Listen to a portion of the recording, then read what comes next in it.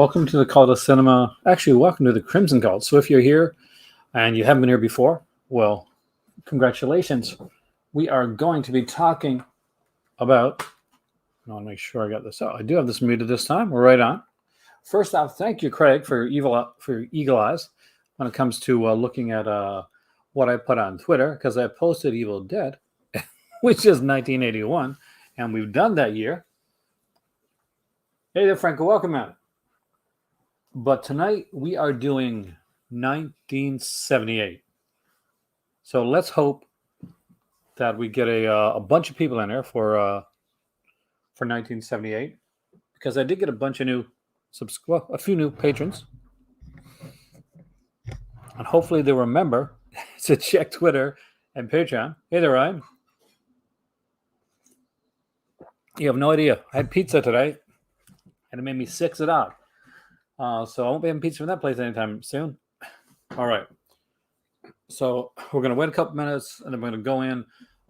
First off, I guess, get out of the way right away. Unfortunately, yesterday, there's a passing of wrestler Daphne Unger, real name Shannon Sproul, who unfortunately tragically took her own life.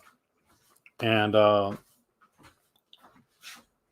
just want to say that if you're ever feeling down, or you're not feeling like you can talk to anybody, message me, slide into my DMs, whatever. There's always somebody there. There's always somebody to listen, even when you don't think there is. And as somebody that's had like dark periods in my life, you never know what's around that corner. So everybody, take care. Mental health is not something to mess around with. So there you go. I want to get that out of the way first, because it was something that's been affecting me for this day, and affecting a lot of people, unfortunately. But yeah, definitely kind of ready for vacation. All right. Are you ready for 1978? Now, 1978 was a banner, not just a banner, it was a breakthrough year. And a lot of people remember 1978 because, well, Halloween came out in 1978, but a lot of good movies came out in 1978. So it's going to be one of those years that might be a little bit hard to choose from. That's the bluntly honest way to put it. So I guess it was, Craig. And unfortunately, I saw some of the Instagram posts that when she was doing it, and I wish I hadn't. But our prayers go out to her family and her friends right now. Hey, Dustin. Hey, Matt. We are about to dive in. So dive into the deep end and look at 1978, what I consider kind of a breakthrough year in horror in many ways. So I had forgotten how big of and how eclectic of a year. Hey there, Eddie. Welcome, man. How an eclectic of a year 1978 was. Oh, well, you didn't miss anything yet, Matt. We just talked about the unfortunate suicide of Daphne Unger, who passed away last night. And basically, anytime you're feeling down, contact professionals. There's a suicide hotline. Chat with me, whatever. Just talk, and talk some more. All right, 1978. A year in horror, a changing year. And a year in a way that would change so many things and would influence so many other years to come for a long, long time. And incredible. She was incredible, Eddie. Hey there, Couch. Welcome, man. Actually, not this time, because I never had time to do the collection. I got most of these. I don't have all of them, though. I don't have Martin yet because it's not out. Well, I do have an old edition Martin. I got to get the Blu-ray eventually down the road. And I don't have Blue Sunshine either. But here you go. I'm going to make this list here bigger so you guys can see. So as you can see, there's not a ton of movies, of horror films in 1978, less than you would actually think. But the ones that are there, they pack a punch. And because they pack a punch, it's going to be interesting to see what you guys choose for top. But first off, let us start out with one that may be easy for you guys. It is actually a television horror film put out in the recent Vinegar Syndrome TV Tears box set with a performance by Dennis Quaid, a young Dennis Quaid. I'll Killer No Filler. I like that. Great. And that is, Are You in the House Alone? By the way, if Jacob is here, please let us know, because Jacob, you won the code.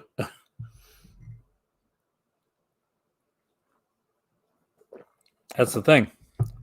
So we're starting with what's considered one of the seminal TV horror films. So much so that when Amanda Reyes wrote her book on television horror, she named it after this film.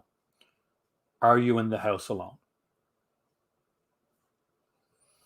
So, as always, for those that are new, we are listing their top, great, good, okay, or meh. And you can start your voting now.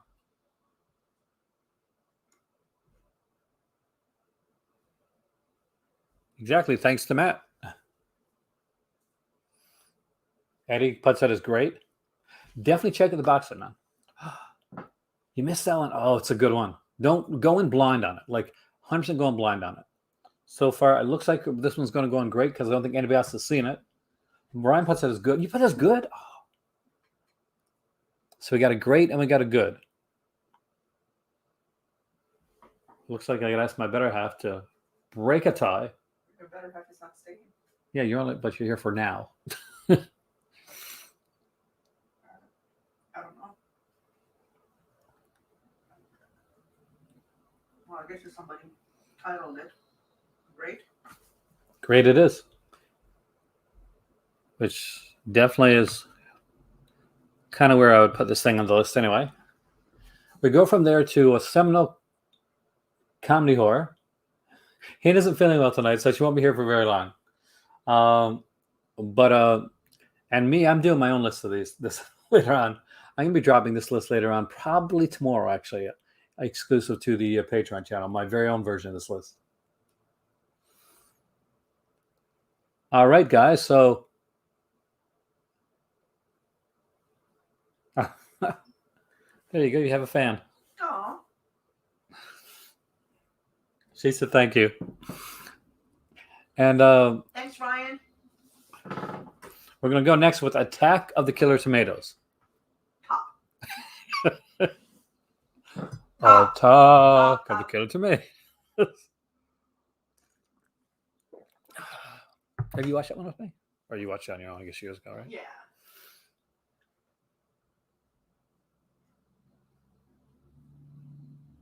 He watched 1981 films and has his man okay ranked. That's right. You did promise him that you'd do that. I will.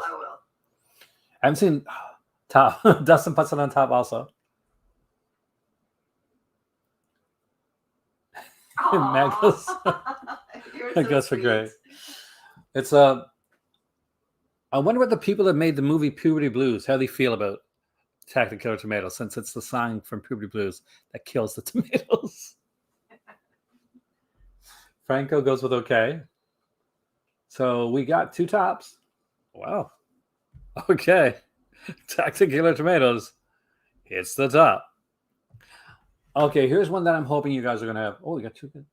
I know we went to great. There's one that I'm hoping some of you guys have seen or would have checked out over the last week because it's an actually really interesting film, and it's called Blue Sunshine. It's a very trippy film. One that I particularly liked, actually. The cartoon was actually really good. Did you know that my oldest, she had an FT, Fuzzy Tomato Toy, based on the cartoon. Couch says great for Blue Sunshine. I'm going to guess, and you haven't seen Blue Sunshine. No. It's a really trippy film. It's good.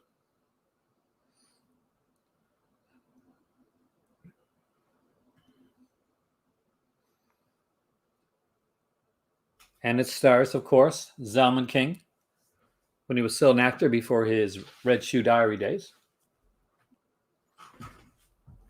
Brian Goes for Good. Stranger Great. We got 2 greats for that one. So it looks like that one's going to go to the great category. It is, of course, by Jeff Lieberman, who did movies like Squirm. So that is a way better movie than it should be. And it hits great. What am I doing? Okay. And next up is one of the earlier ones by this author. And it is Michael Douglas, Rip Torn, and Genevieve Beaujeu. Is that pronounced right? In Michael Crichton's Coma.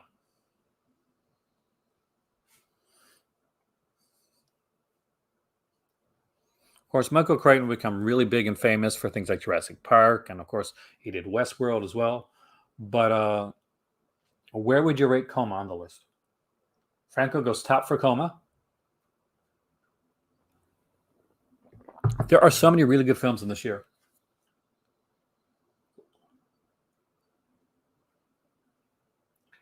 Coach goes great on Coma.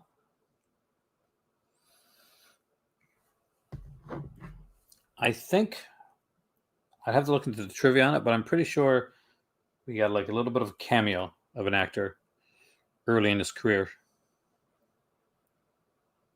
Ed Harris's feature film debut, actually.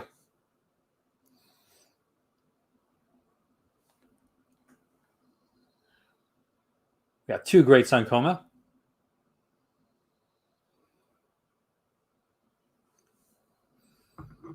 And we get another film that hits the great list.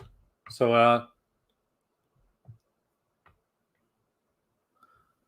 all right. And we follow Coma up with a Pete Walker film. And it's one of my personal favorite Pete Walker films. And it is The Comeback. The Comeback is sort of like an English giallo film. And it starred an actual like English kind of like a pop idol at the time.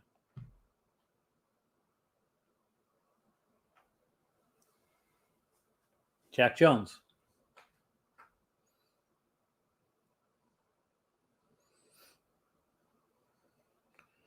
Of course, we get David Doyle, who would, of course, be in Charlie's Angels. Probably most famously because it's a film by Pete Walker, the great Sheila Keith. Okay, so we got a great from Ryan.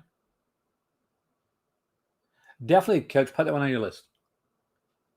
Especially if you like giallo. If you like giallo, really put it on your list.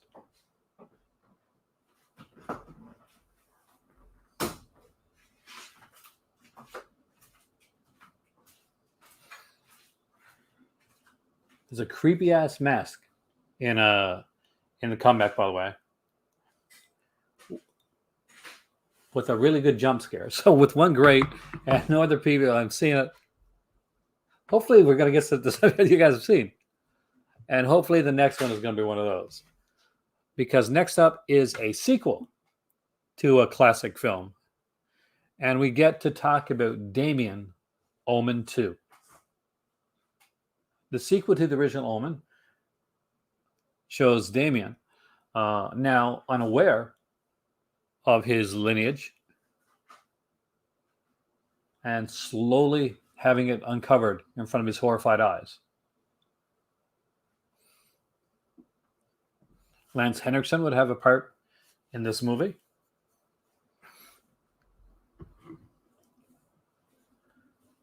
We got a good for Omen. We got a top for Omen.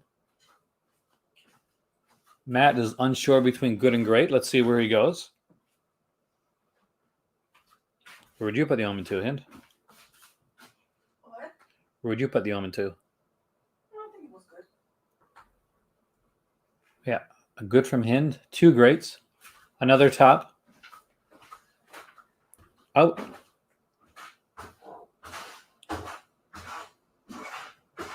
We got 3 greats. And the great category is filling up with Omen 2. By the way, spoiler alert, that will be in the top list for mine. It's one of my favorite sequels of all time, actually. Next up is Dawn of the Dead. I'm pretty sure you guys have seen this one. George Romero's often heralded greatest zombie film. Some people go between this one and Day. Franco goes top for Dawn.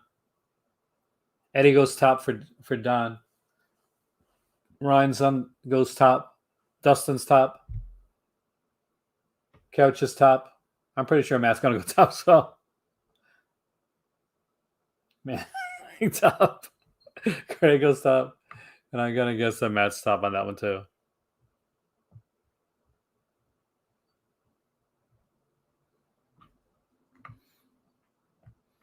All right. That was an easy one. Legendary. Let's follow it up with another kind of interesting film. The Eyes of Laura Mars. Hopefully some of you guys got to check this one out. It's Lauren Hutton. And this very much is in the line of the Giallo. You could almost say it's a great double feature with Lucio Fulci's The Psychic. Or in other words, 7 Notes in Black.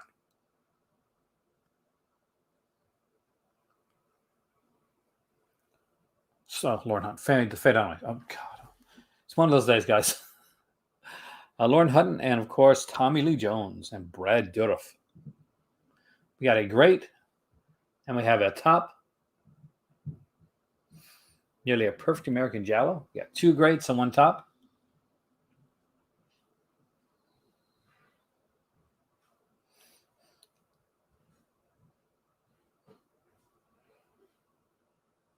You get another great. Looks like, by the way, this one was filled with people that would go on to do big things, including Darlene Flugel and Raul Julia. The late Raul Julia was in this as well. And of course, although it's not directed by, it is written by the great John Carpenter. And it looks like you guys put it in the great category.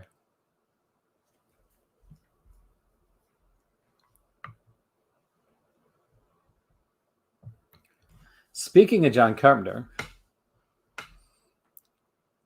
the next film from John Carpenter, he actually directed. What is the perfect American Giallo? A lot of the early De Palma stuff is near perfect. Body Double is near perfect. Eyes of Laura Mars, actually. And Dress to Kill. Yeah, thank you. That's not them. Go for early De Palma and add in Eyes of Laura Mars. That's pretty solid, like North American Giallo. Want to get Canadian Giallo, then you put in Curtains. All right. Halloween. This is fantastic. I'm not sure if I call it Giallo, though. We got 2 for Halloween, 3 tops for Halloween.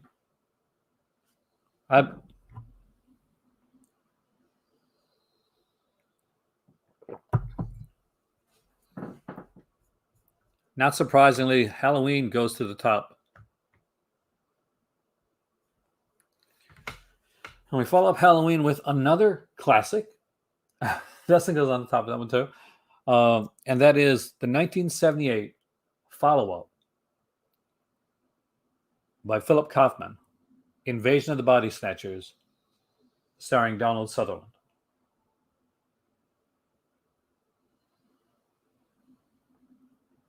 Some people consider Invasion of the Body Snatchers a remake. I consider it a sequel because we do get to see Kevin McCarthy's character at the beginning of the film.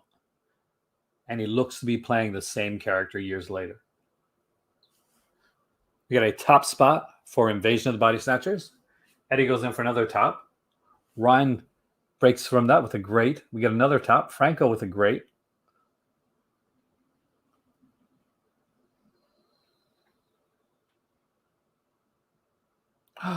Craig. Craig goes with an okay. And with Dustin, we got a top and definitely in my opinion, deserve a top spot. This one may be controversial, but I want to know your thoughts on this one. A classic, gut-wrenching film that was inspired by an unfortunate actual case of assault that's aftermath was seen by the director that inspired him to make the film, and that is I Spit on Your Grave, otherwise known as You're the Woman.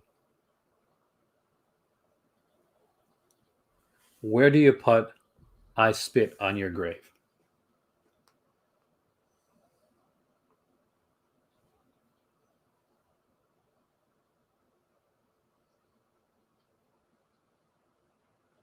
Got a good, you got a top.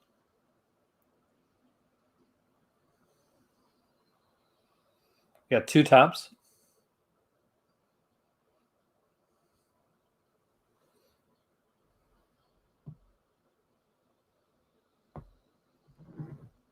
We got some people that are still thinking about it. We got an okay. Couch, that's a different one. You're surprising me, man. We got three goods. We got a great, two tops.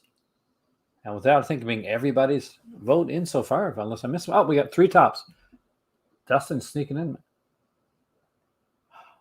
We got two tops and three goods because I counted Dustin's vote from before. That's a top. And I Spit on Your Grave shockingly hits the first of the good.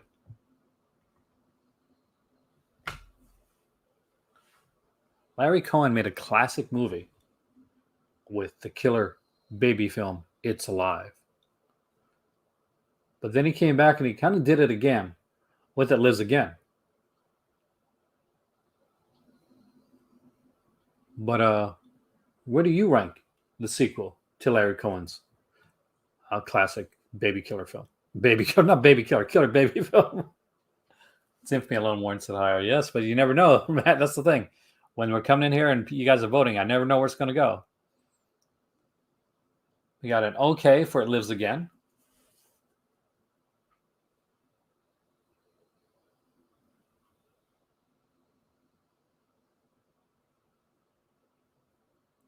Let's see who else managed to watch It Lives Again.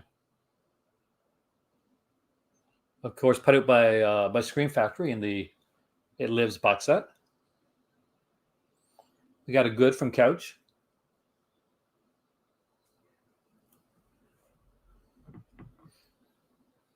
Got an okay from Craig.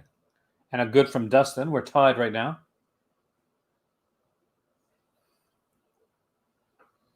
We got a good from Franco.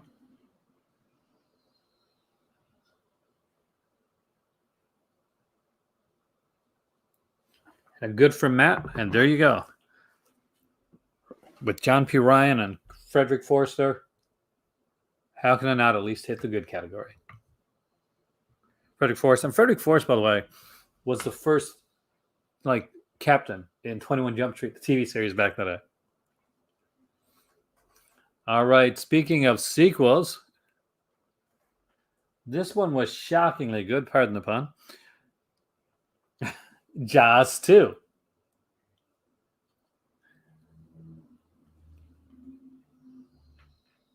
For those that are soap opera fans or fans of the TV series Days of Our Lives, the late Joseph Mascolo, who played Stefano DiMera on the show for years, is actually here in Jaws 2.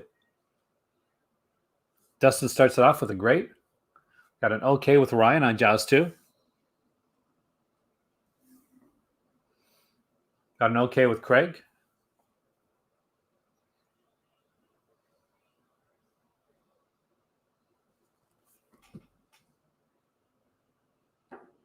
Let's see what Matt and Franco and Dustin have to say. Oh, no, Dustin's a great. So we got, let's see what Matt and Franco has to say. And Couch. No, because Couch hasn't went either this time around. One great and two okays. Where do you guys want Jaws 2 placed? Will it be the first in the okay? Will it follow Laura Mars into the great category? Or will you swerve it and make it good? Franco puts it in the good category. We got a great, two okays, and a good. Matt puts it in the good category. Couch comes in at the last minute and knocks it. What? How many goods we got? We got two greats, two goods, two okays. My better half has gone upstairs because she's not feeling well, so we don't have a tiebreaker.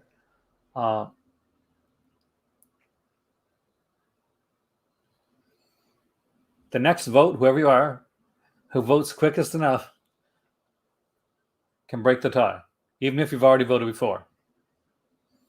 So I'm going to count to 5.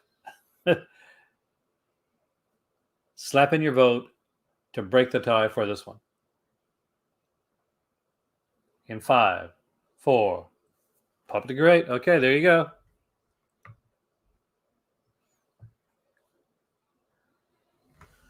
All right, next, The Great Age is a very snaky film, and that is Jennifer.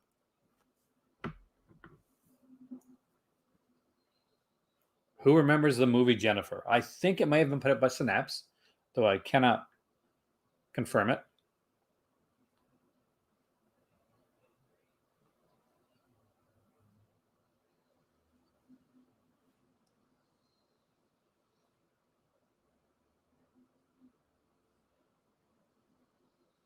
Haven't seen it?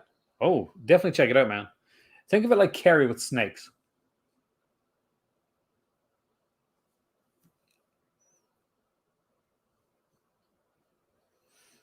With the late, great Bert Convy and Nina Falk in this one as well. And Mr. John Gavin, the guy that was almost James Bond at one point. Good for Jennifer. It's worth a watch. And Snake Creepy. I agree. Highly underrated cast, too. Looks like it hits the good category and one that I would recommend you guys check out. And let me know later on down the road what you think of it. And we followed up with one that I know came out from Scream Factory because I own it. And also came out from Indicator. And that is The Legacy. The Legacy stars Catherine Ross and Sam Elliott before the mustache. But he was still freaking cool. Pretty much an architect is hired for a mysterious job over in England. When her and her husband, boyfriend are having like kind of money issues, they decide to go over to England to do it.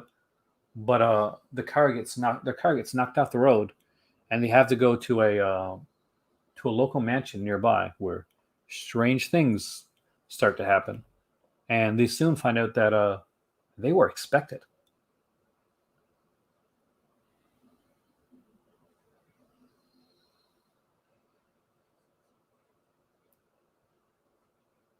So nobody's seen The Legacy? Couch puts it a good. Great on The Legacy. Cover art is fantastic as well. So is there anybody else on the leg that wants to go for the legacy? Wants to go vote on the Legacy? Matt's voting it as good.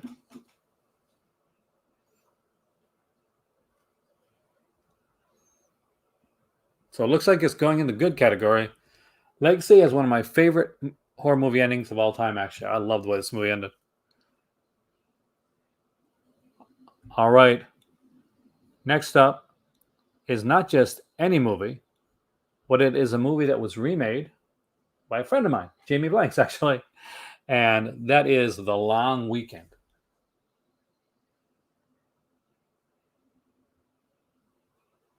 The Long Weekend is about a very unlikable couple that don't even seem to like each other. And nature definitely does not seem to like or even want to tolerate them. Later remade by Jamie Blanks as The Long Weekend, a.k.a. Nature's Grave, a title he did not choose. So Craig goes with top for the long weekend. Ryan goes with great. Your gut says grip. Your heart goes with top. Hey there, Emily. Welcome. We're doing the long weekend. Got a great. Another great. It looks like we're going to put the long weekend in the great category.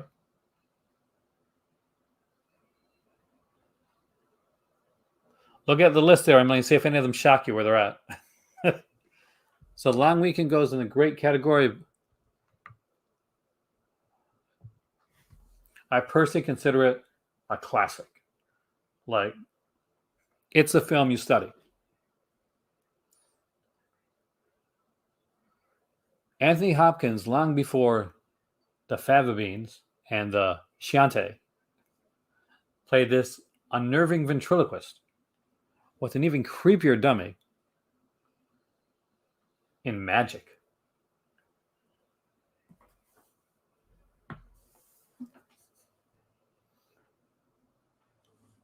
The recent ads for the Chucky TV series had people saying that it ripped off the movie Magic, but homaging Magic with and for a child's play was kind of the idea.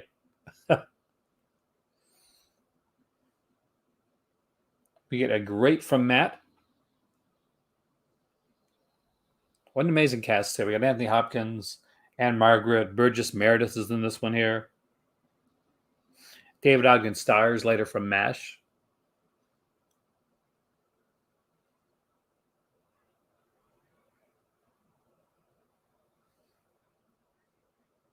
The script by William Goldman, who literally wrote the book on script writing. 100%, if you have not read it, you should read William Goldman's book. And directed by the great Richard Attenborough.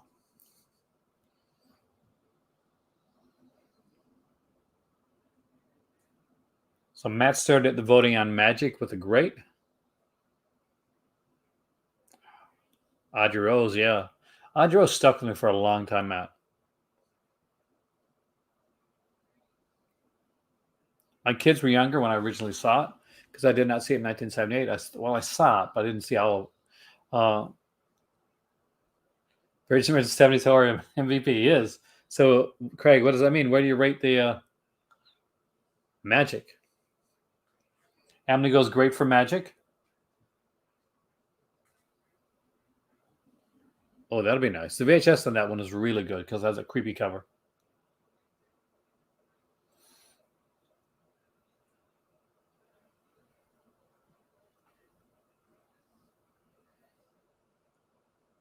So some people either not voting or not. I'm guessing that maybe not having seen Magic with two greats and some very quiet people.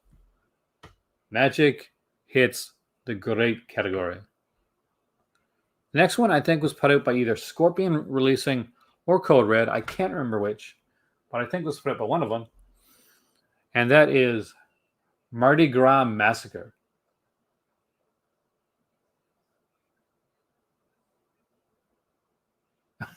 I was kind of wondering what you're saying there, Craig. Don't worry. Hey, Craig, after I put Evil Dead in my tweet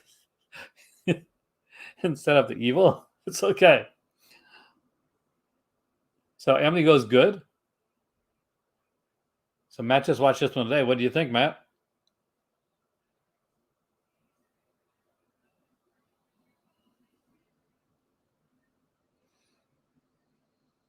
Frank hasn't seen it.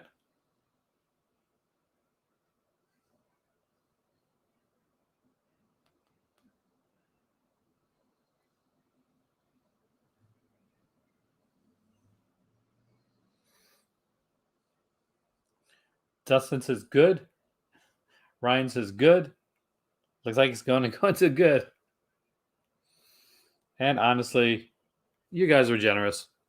But yeah, we're putting it good. We had one George Romero film already with Dawn of the Dead. But George Romero wasn't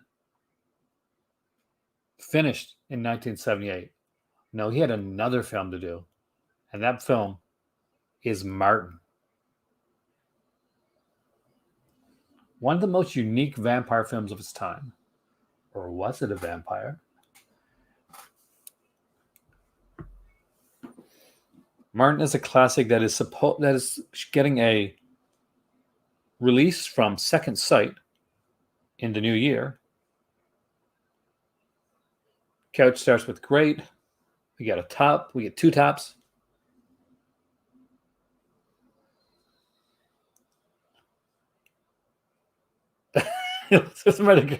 Well, don't worry. We haven't ranked these yet. When tonight we will be ranking, by the way.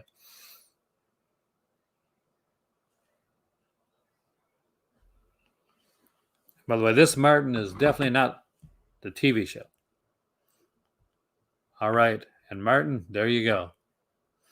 Next up is an Al Adamson film, which is on the Al Adamson box set, but was put out years ago on Vinegar Syndrome. And it's called Nurse Sherry.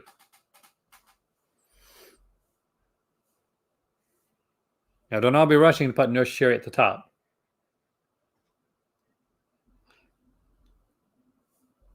It's a really good film, Craig. Definitely check it out. Get that Second Sight when it comes out, man.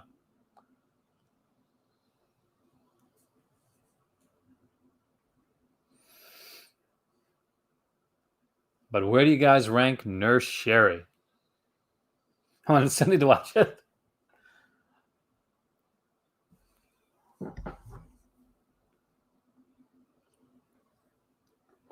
We'll actually have a conversation about some stuff with it after this. I got some talk about Vinegar Syndrome and other stuff. Maybe a few grapes. Got two goods for Nurse Sherry. It is getting UHD, Ryan. Not Nurse Martin, of course. Not Sherry, of course, Martin.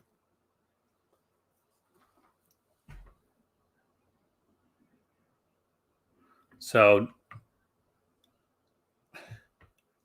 Al Adams will be super stoked that his movie got into the good category. All right. And next up is Richard Franklin's probably most famous film until Psycho 2 came along. And definitely probably more famous than Phantasm and Phantasm Comes Again. But it is Patrick.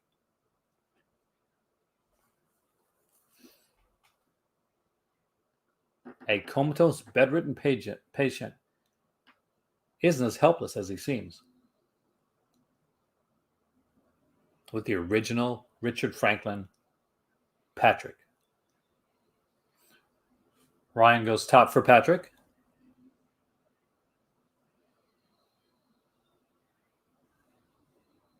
Oh, definitely. Umbrella Couch put out a really good edition with both the original and the remake. Great on Patrick from Matt. Top for Franco. Emily, where do you put Patrick? Great for Emily.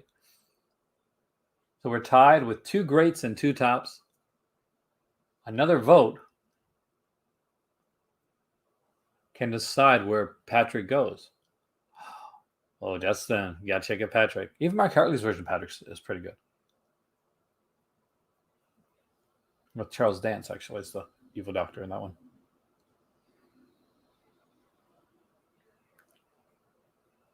Anybody else want to make a vote on Patrick? It can go top. There we go. All right. I'm guessing a few of you guys have seen this one. It's a Roger Corman classic. And it is Piranha, the original Piranha. Not the one with Punky Brewster, not the 3D one with Jerry O'Connell, but the very first original Piranha. Part of Shout Factory's Roger Corman collection, which in a way kind of offshoot what would later become the Scream Factory sublabel. But Roger Corman Classics was definitely the first sublabel that a Shout Factory really became popular with. We got two greats. Joe Dante rules right on. 3DT.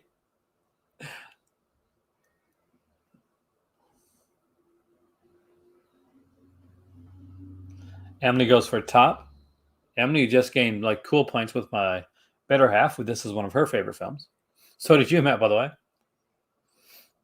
We got a good, two greats, two tops, three greats, 4 greats. You guys are lucky my better half isn't here tonight.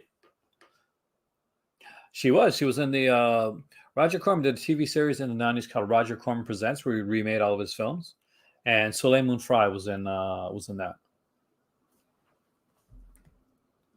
So, although this definitely belongs in the top category, Prana is going to reach great. Ooh, okay. We're following it up with Someone's Watching Me.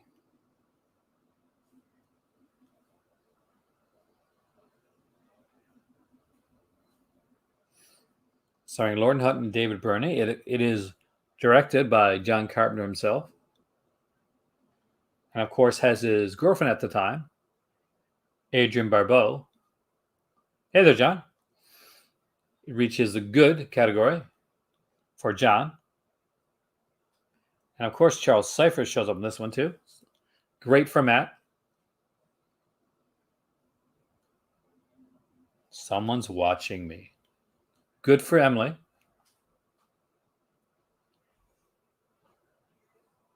Great for Franco. It is a prolific year for Carpenter, because remember, he wrote Eyes of Laura Mars as well.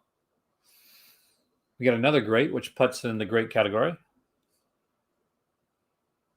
Yep, looks like it goes in the great category.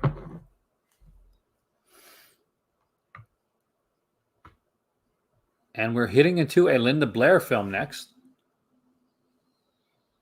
by the name of Summer of Fear.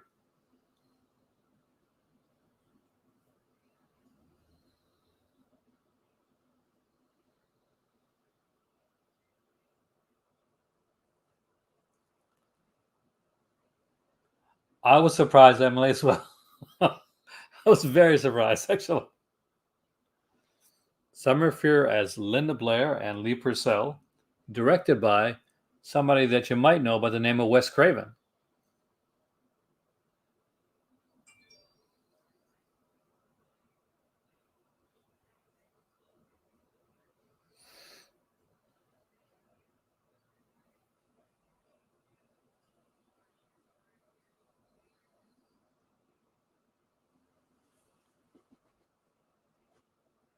Well, we got one okay.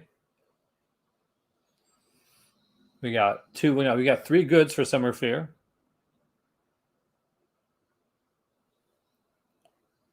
Did you happen to notice, by the way, Matt, that this movie was we got a young Fran Drescher for Summer of Fear, the nanny herself.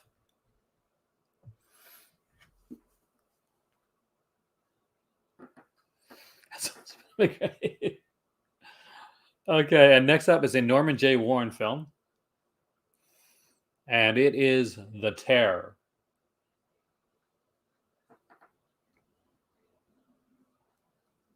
Put out by Vinegar Syndrome,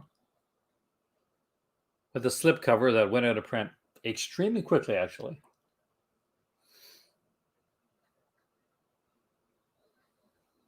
Fran Drescher's a hottie, man. Like, just putting it out there right now. Couch starts off with great.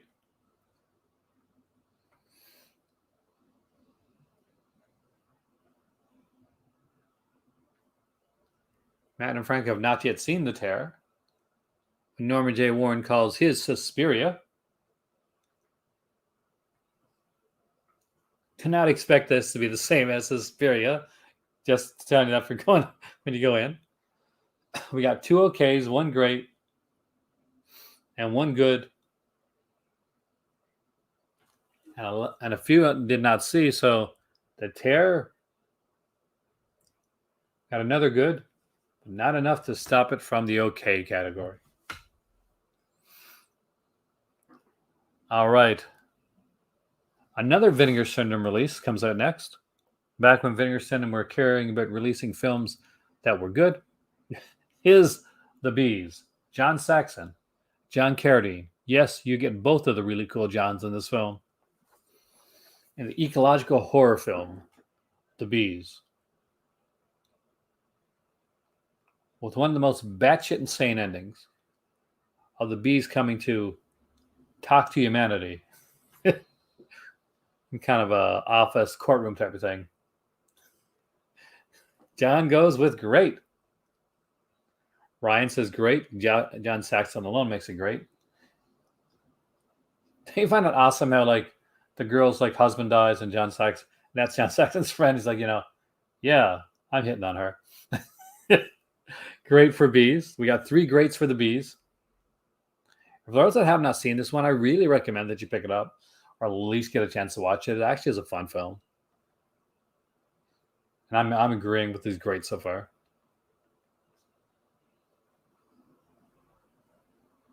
Franco goes good. He wants to be the sticking with his guns. But with that many greats,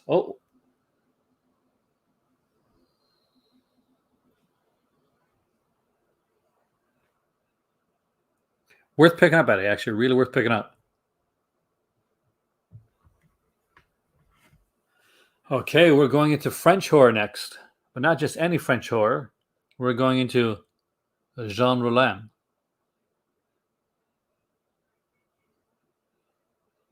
And The Grapes of Death. We got Jean Rollin, Grapes of Death.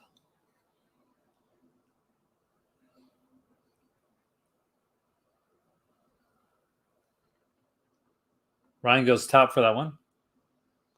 For those that have not seen it, it's about pesticides that are bringing people back from the dead. As always with Jean Rollin, it's lyrically gorgeous. Franco goes top for Grapes of Death. Emily hits top for Grapes of Death. I'm actually pretty stoked because I was worried this was going to get any votes. Grapes of Death, you made it to the top. You're the top. But we're not finished with our foreign horror yet, I don't think. John goes good. And Matt, you do need to see this one.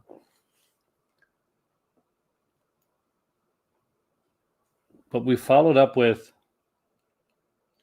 The Last House on the Beach. So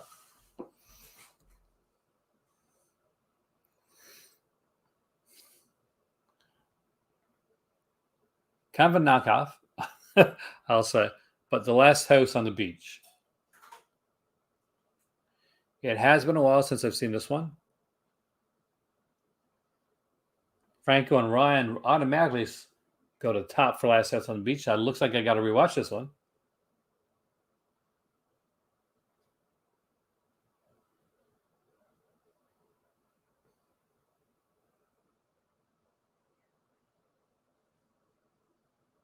The rest of the chat is seeming pretty quiet. Emily says okay. John hasn't seen. Maybe you want to check out, John?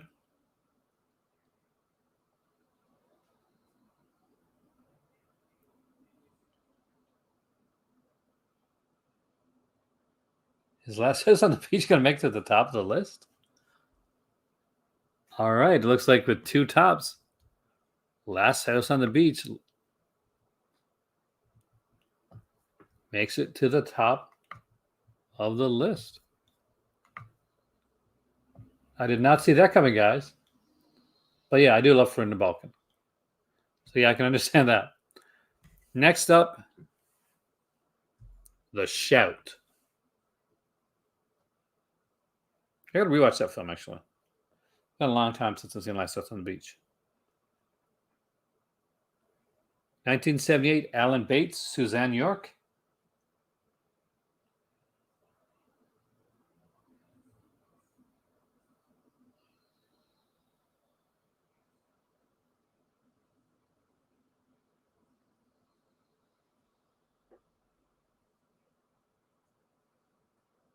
Man. We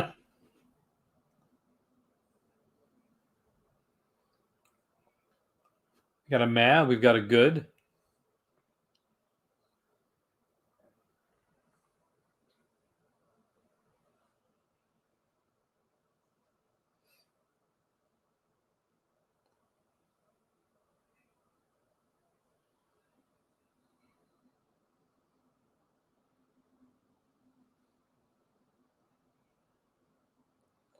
Got an okay. So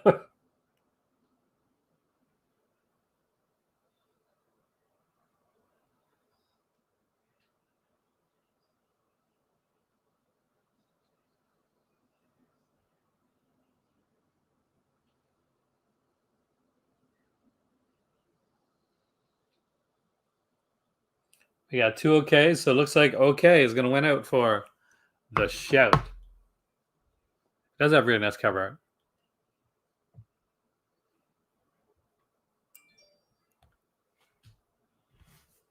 And we, oh, shoot, I just put the wrong one in for The Shout.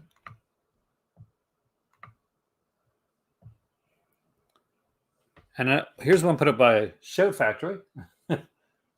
And it is The Evil, because there's not enough movies with starting with the word the and one word.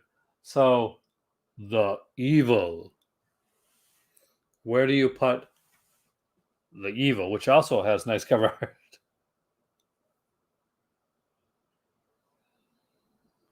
John says good for The Evil.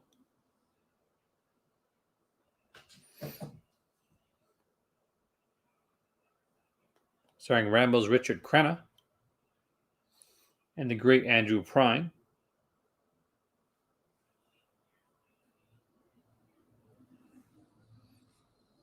Ryan says good. Emily says good.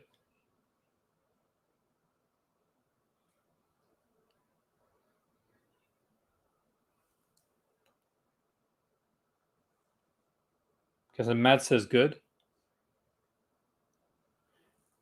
And how can you not love a film that was Franco says good.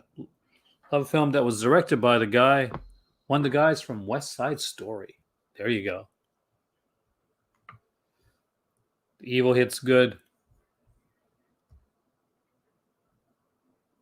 And we follow up The Evil with the television film.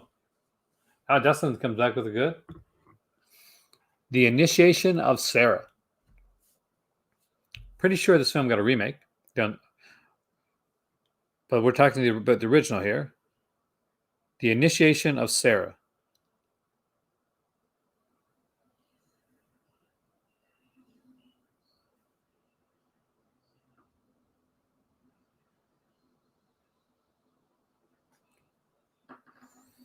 With the great Kay Lenz and Shelley Winters. Would be remade in 2006. I just looked it up. And of course, a young Morgan Fairchild and Morgan Brittany. We got a great from Emily. We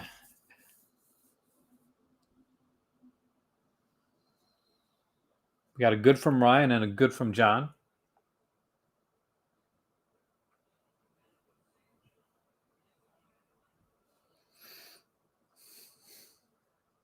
This has a great cast, fella. Robert Hayes from the TV series Starman and the movies Airplane is actually in this one as well. But it looks like Initiation of Sarah sadly hits the good.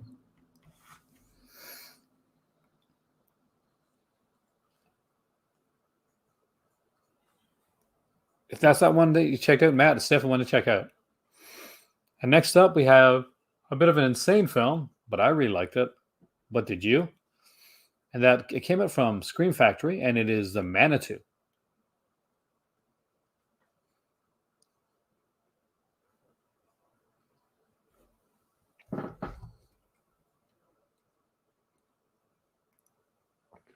We've got The Manitou. I got to get a non-squeaky chair.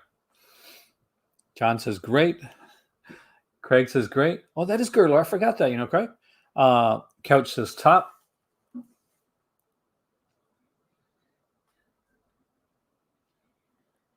We got 3 greats. Got a fan that's going to hit the great category. 4 greats. And with 4 greats, 5 greats, The Manitou is great. Notice that there was a kind of a prevalence in 1978. Here, as we do these lists, you're able to see sort of like trends and stuff start to come about.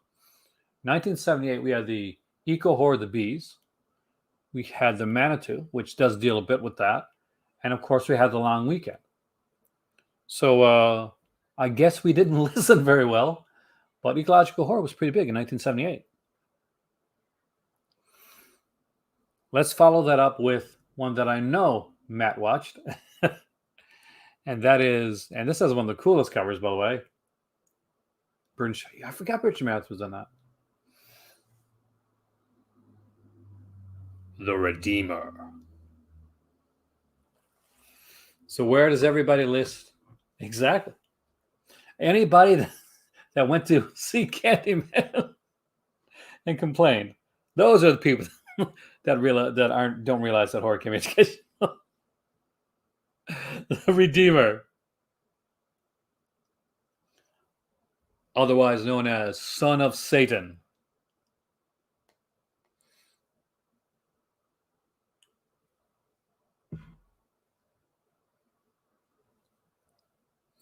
Brought to you, by the way, but from the guy who directed The Redeemer. We got two greats right away from The Redeemer. Franco says good. John says, hail Satan. What's his math?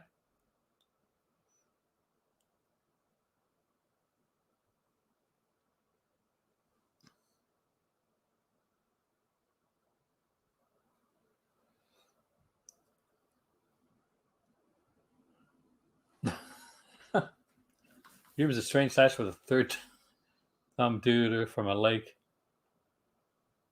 And he was great. And The Redeemer, by the way, stars Damian Knight, who would go on to star in this film.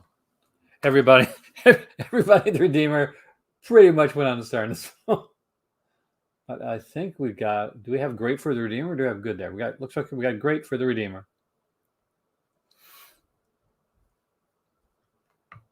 We actually only have one more film before we start ranking these, by the way.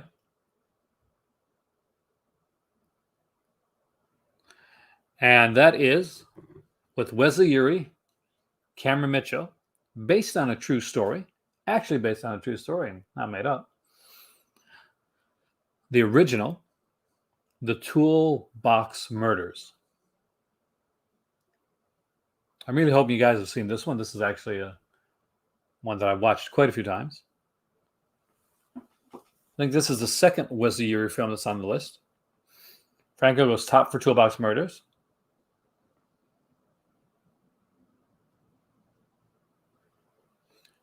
John goes top, and he can't wait for the 4K. Oh, that's right. The 4K got announced. I want the 4K for that one. Got a great from Couch. We got 2 more tops, 3 more tops, 4 more tops.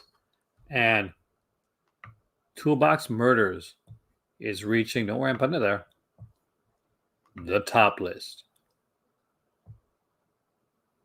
Oh, Craig, you got to watch the original. It's very much better than the remake. I didn't mind the remake, but it's not really a remake. It's a reimagining. It has nothing to do with the first one. It's a murder mystery, true crime story, the original Toolbox Murders is. That Blue Underground release looks really good. So the good, okay list for ranking is going to be pretty easy. So just tell me which one you wanted the top spot. There are 2 films there. There is Terror, and there is Last House on the Beach. Man, John, I don't think anybody could come out of Toolbox Murders and not have a crush on Kelly Nichols. I think it was in high school, first time I saw that film. And the girl that I saw it with, she also had a crush on Kelly Nichols. Ryan goes for the Terror for the top spot for the okay.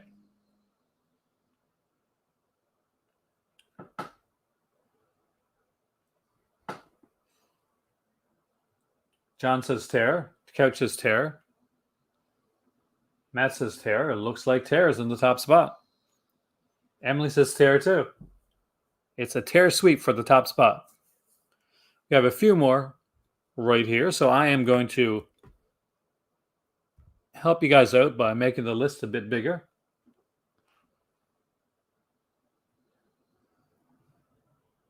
There's only 9 here. We have I Spit on Your Grave, It Lives Again, Jennifer, The Legacy, Mardi Gras Massacre, Al Anson's Nurse Sherry, Wes Craven's Summer of Fear, The Evil, and The Shout. You back in 10? Okay. I'll still be here because we got some talking to do actually on some stuff. Place your number 9 spot. John goes with I Spit on Your Grave for number 9. Matt and Ryan both go for Shout. Shout. Let it. Okay. I almost started to sing there.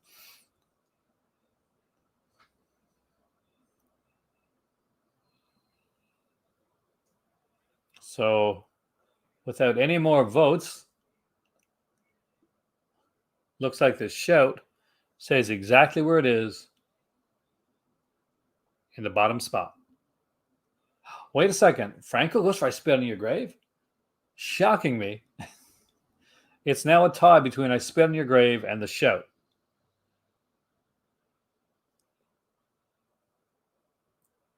So I know there's more people watching there, so make your vote.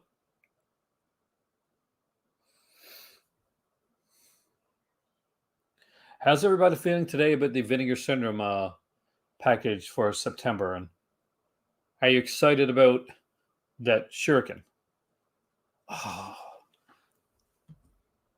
Begrudgingly, and I will say very begrudgingly, I put I Spit on Your Grave at the bottom.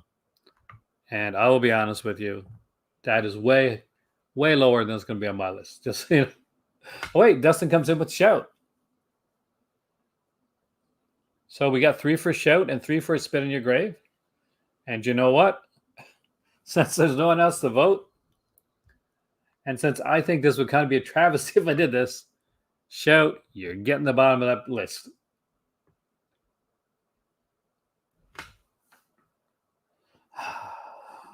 I go back and forth on how I feel about the Vinegar Syndrome September thing.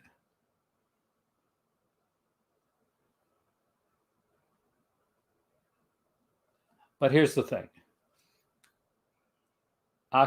2 months of a 6-month package should not have to redeem 6 whole months. You should not have 2 months to redeem the other 4 months of a subscription package. And that's what we're getting. We'll talk about that a little bit later. Dustin's really into the September releases. Even Blades, Dustin. We got It Lives Again, Jennifer, The Legacy, Mardi Gras Massacre, Nurse Sherry, Summer of Fear, The Evil, and I Spit on Your Grave. Ryan goes for I Spit on Your Grave.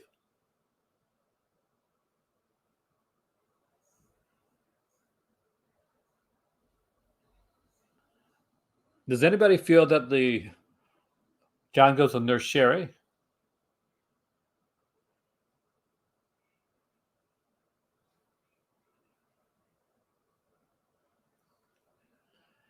Blades is not as interesting as it looks.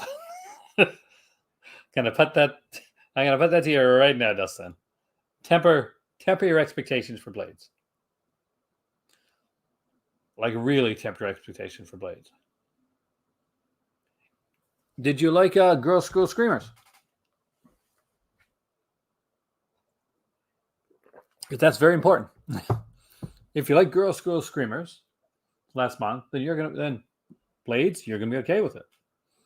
If you thought, well, Girl School Screamers was kind of a bit of a bore, it's by the same guy. The same guy that wrote Blades wrote Girl School Screamers. And unfortunately, I Spit on Your Grave reaches the second to the last. All right, we got The Evil, Summer of Fear, Nurse Sherry, Mardi Gras Massacre, The Legacy, Jennifer, and It Lives Again.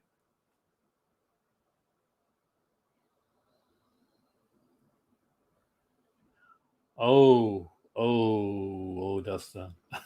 Do you have a subscription? Because if you don't buy Blades until a sale. Just telling you that right now. If you got a subscription, okay. Nurse Sherry.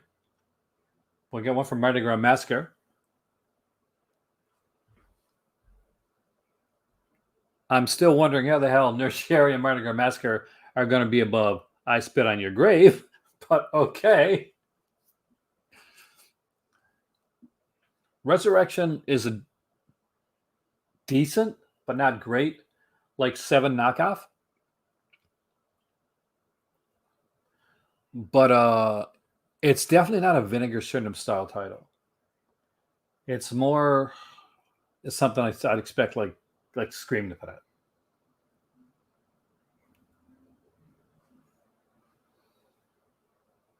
Not that that's a bad thing, but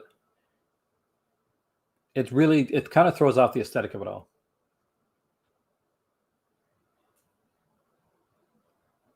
Mardi Gras Massacre. We have 2 for Mardi Gras Massacre, and it looks like Mardi Gras Massacre is going down where it honestly belongs. A movie that has a fantastic cover, and that's where it goes.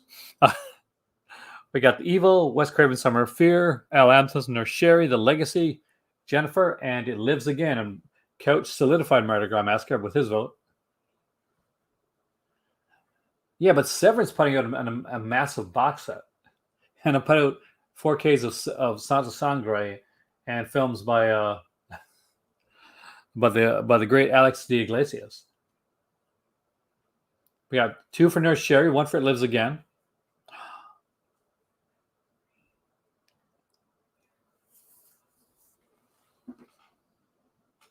Three for Nurse Sherry, and that locks in Nurse Sherry. Which, in my opinion, should have bottomed this list. So we got 2 for It Lives Again. Are you, Franco? We got The Evil, Summer of Fear, another for Nurse Sherry.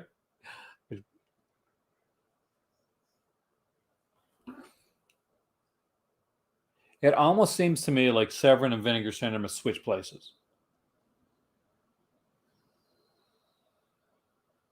As in, Severin is starting to put out really good titles that shock us and surprise us.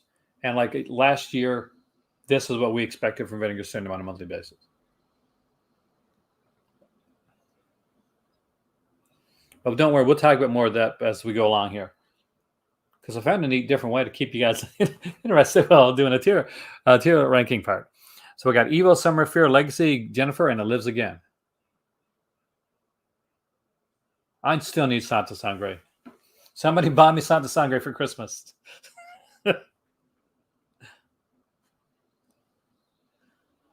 John goes with Evil.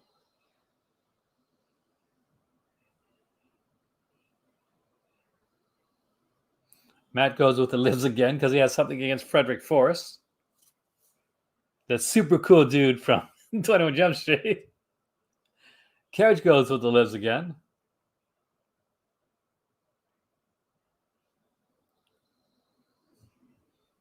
We got 2 for Evil, but with 3 for It Lives Again, I think It Lives Again is unfortunately going to be going lower on the list. Yep, Franco solidifies it.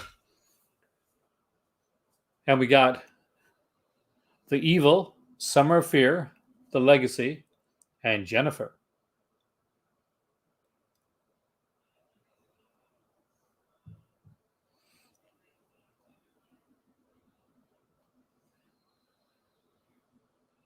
Don goes right back with Evil. Ryan says Evil.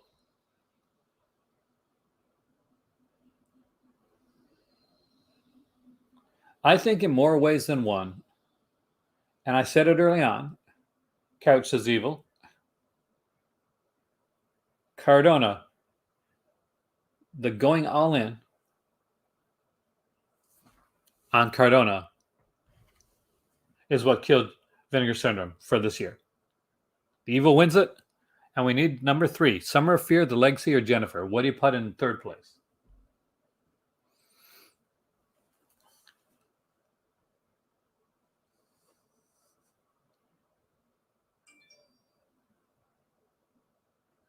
I don't even have a DVD of Santa Sangre at this point, unfortunately. So you lost yours too. We got 2 for Jennifer. I used to have one before I moved, actually. 3 for Jennifer, which actually makes sense. Cardona was, in my opinion, I know everybody's got their own opinion, but for me, and from what we can see from this year and what's happened in the second half, going all in on Cardona. They're not coming out Dustin now till next year because of the passing of Rene Cardona Jr. the third. That screwed up some of the extras that were being done, so they're not coming out to next year. And Jennifer hits the third spot, and we now need the first place one: Legacy or Summer of Fear. So yeah, there will be no Cardona box sets for the rest of the year. Hopefully, there will be other things that'll be replacing those Cardona box sets. Because if they're not, I'm going to say it right now, and I'm going to be honest, Vinegar Syndrome owes me some money. Because those box sets were definitely, by the price of their halfway subscription this year, those box sets were definitely factored into the pricing. John goes Legacy. Matt goes Summer of Fear. 2 for Legacy. Only excites me if they put something good in place of it, John. If they just put it out, take it out, and don't put anything in place of it and expect us not to notice, I notice. Either give me an extra month or give me some money back because that ain't working. That ain't working, guys. 3 for Legacy. I'm hoping. Some people say Jim Cotta. I'm hoping for like a Santa Rothrock box set or something like that. I'm dreading the fact that it might actually be a Godfrey Ho or something. I don't know anymore, John. I mean, obviously you're talking to a guy here that for a few years, literally my name was associated with Vinegar Syndrome. Like if Vinegar Syndrome's name came up on Twitter, if anything came up, there's an announcement of Vinegar Syndrome, I'd get tagged. To the point where people thought I worked for Vinegar Syndrome.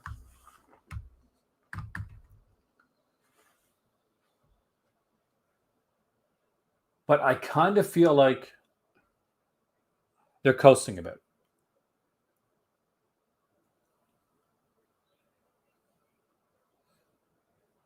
I want to have faith. I like the guys that work for Vinegar Syndrome. I think Justin's nice. I think Brad's cool. Definitely an interesting character. But I'm a little nervous.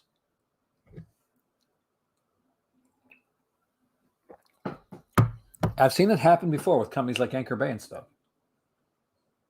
When you get comfortable in the place of like you're the new cool kid in the room.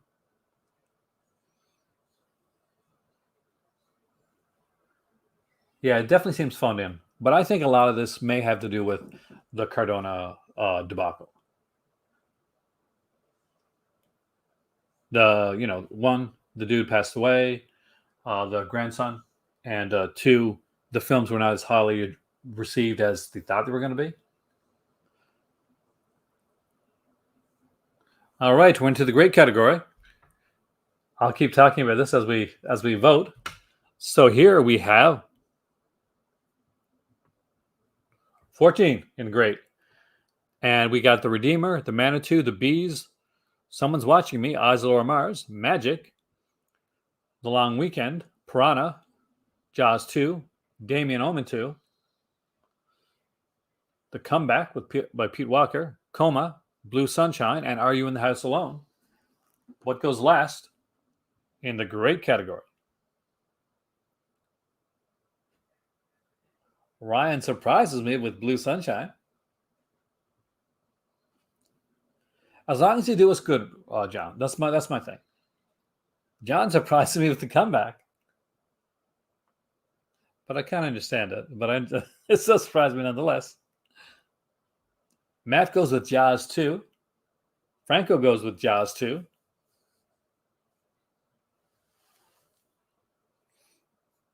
Let's see if we get any more votes here. And at this point, it's looking like Jaws 2 is going to be going in the bottom part of this category. All right. And so it is. Jaws 2 sinks to the depths. Dustin secured it. We've got the Redeemer, the Manitou, the Bees. Are You in the House Alone? Someone's Watching Me. Eyes of Laura Mars, Magic. Long Weekend, Piranha, Damien Omen 2, The Comeback, Coma, and Blue Sunshine. Pick lucky number 13. I'm hoping that Friday's surprise could be something that saves this.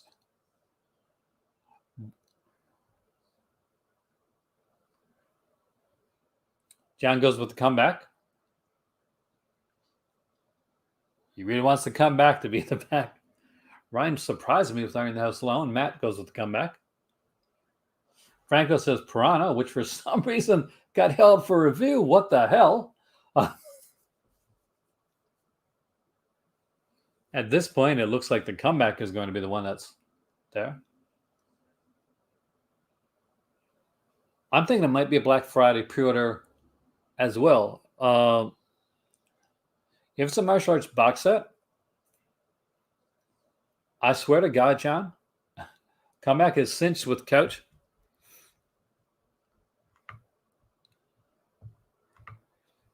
If this is a partner label thing, or if this is a VSU and not something that's included with our stuff, Aaron's going to flip a table on Friday. Rothrocker, what's the point? I agree, John. Because either way, this surprise better be included. Because we're not getting Cardona.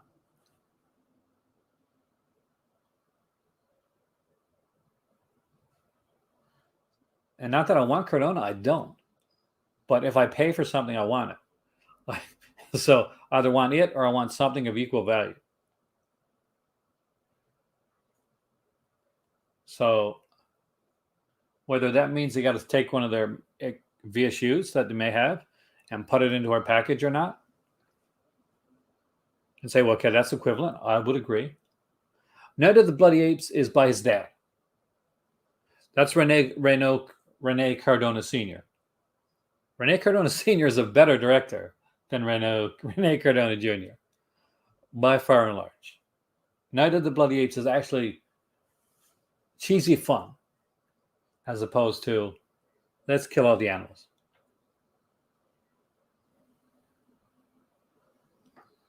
Oh, I don't want a shop front part. Not shop.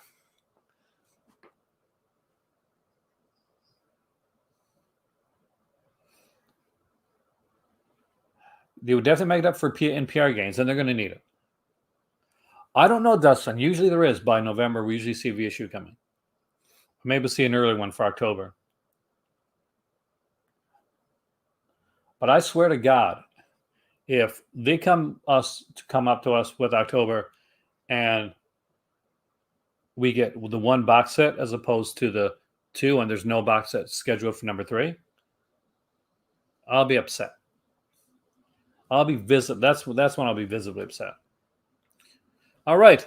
So we have the Redeemer, Manitou, the Bees, Someone's Watching Me, Isilor Mars. I apologize. It's my fault that Magic, Long Weekend, Prana, Damien Omen 2, Coma, Blue Sunshine, and Are You in the House Alone? John chooses the Redeemer, as we forget why we're here. And one person actually left during my rant.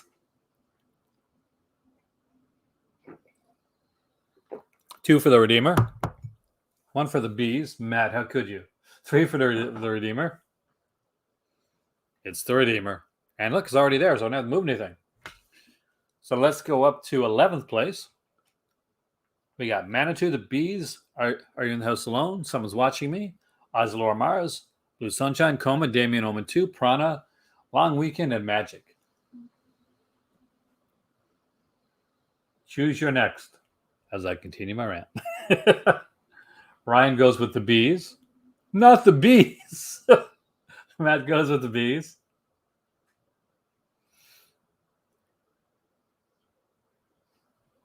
John goes with the Bees. It's the Bees. And Couch goes with the Bees. It's cinched in. All right, we got Manitou, Someone's Watching Me, Isilor Mars, Magic, Long Weekend. Franco goes with the Bees as well. Prana, Damien Omen 2, Coma, Blue Sunshine, and Are You in the House Alone? John goes with the Jello-esque Eyes of Laura Mars, written by John Carpenter.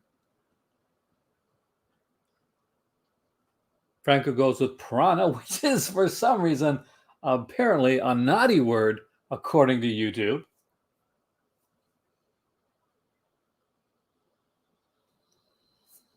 Ryan also goes for piranha.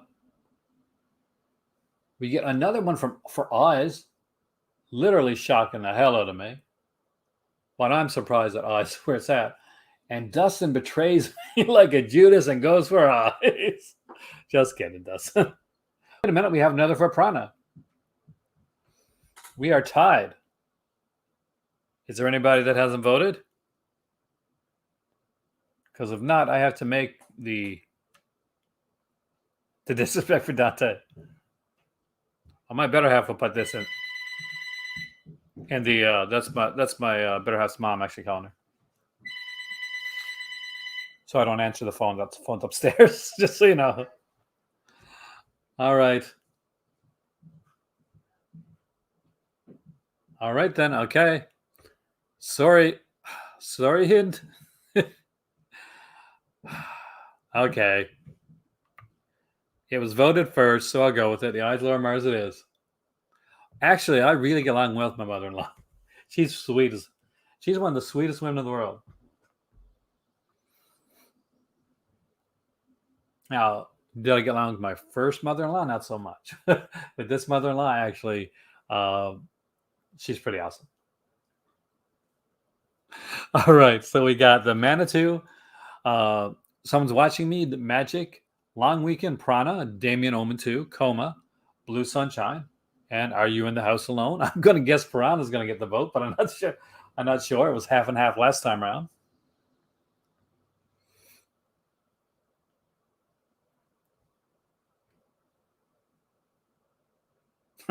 As long as when you say that, Dusty House of Magic, John surprised me with Are You in the House Alone, and 2 for Are You in the House Alone? Oh, it's still in the great category, I guess. Matt goes with Are You in the House Alone? Dennis Quaid was chilling in that film, guys. I wanted to see more films with Dennis Quaid like that. So here it goes. Are You in the House Alone? Now we're left with the Manitou, Someone's Watching Me, Magic, Long Weekend, Piranha, Omen 2, Coma, and Blue Sunshine. I bet some of you guys that guessed the voted Piranha last time forgot Piranha was still in there, didn't you? John goes with Coma. Ryan goes with Piranha.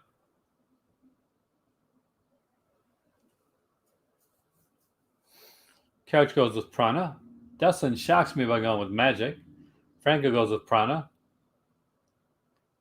Yeah, Piranha it is. And you know why it's going to be Piranha? Because I am tired of having to to hit a button to make Piranha come up on screen. So we had 2 Magics, 3 Piranhas, 1 Coma.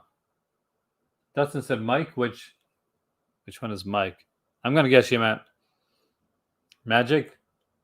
But since it was 3-3, I had to go with Piranha. My better half can kill me for it afterwards. We got Manitou, Someone's Watching Me, Magic, Are You in the House Alone? No, sorry, not Are You in the House. Duh. Let me start over again. Manitou, Someone's Watching Me, Magic, Long Weekend, Damien Omen 2, Coma, and Blue Sunshine.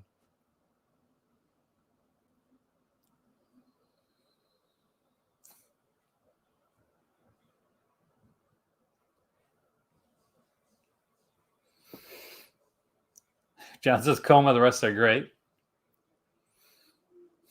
Coma's okay.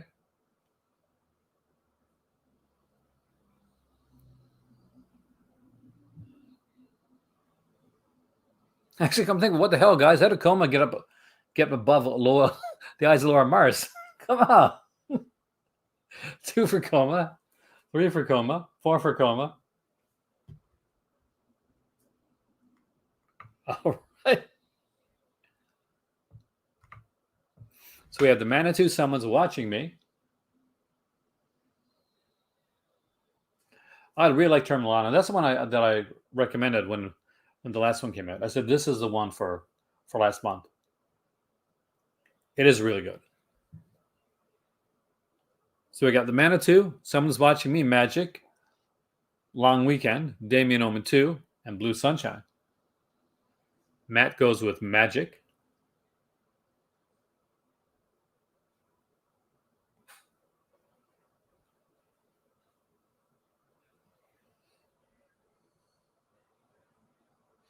John goes with Magic.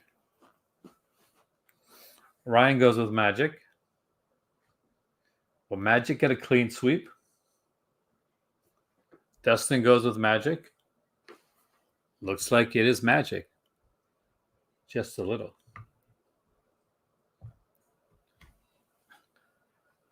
Got 5 left here, guys. We got the Manitou, Someone's Watching Me, The Long Weekend, Damien Omen 2, and Blue Sunshine left. What do you put in 5th place?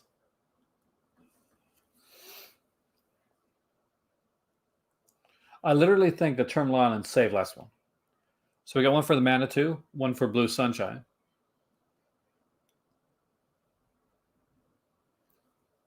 Well, Magic's already gone. Okay, I would tell you 2 for Blue Sunshine, 2 for the Manitou.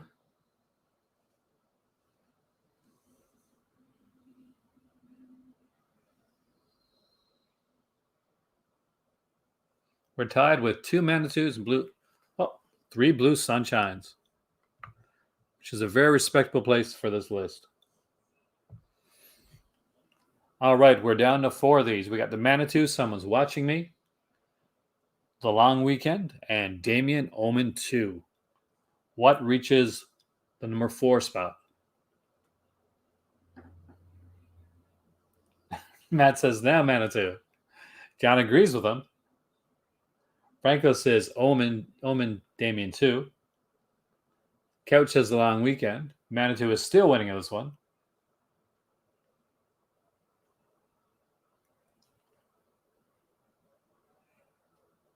And the Manitou has won. I don't even have to move anything.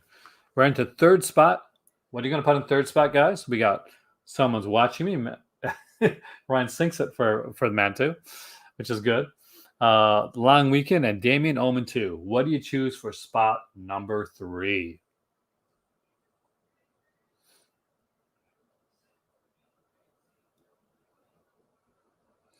John goes with Someone's Watching Me, as does Ryan.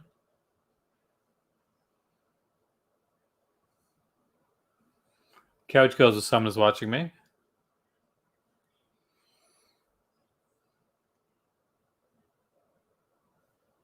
Looks like Matt also went with Someone's Watching Me, and we're going to keep it with Someone is Watching Me.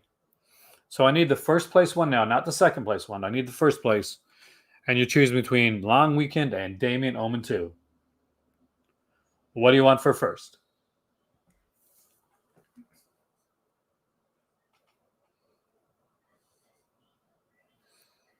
John goes for Damien. Ryan goes for Damien for 1st place.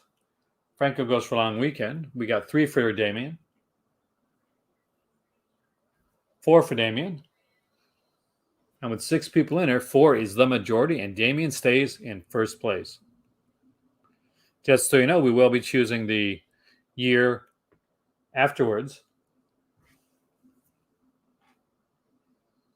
for when I come back, and we will be doing some more talking. So we're not so after the tier list, we're not finished. If you guys want to hang around for a bit. All right, for the top list, we have Attack the Killer Tomatoes, Dawn of the Dead, Halloween, Invasion of the Body Snatchers, Martin, Patrick, Grapes of Death, House at the End of the Beach, and the Toolbox Murders. We need a last place for the top. 1978 top category is going to be interesting. Especially when we have some of these here. Matt goes for Grapes of Death, Killer Tomatoes for Franco. We get a Beach from John. Tomatoes from Ryan. We got grapes and tomatoes in this one. And tomatoes from Dustin. Welcome back, Emily. I spit without... Spit is not... Grape is unfortunately not here.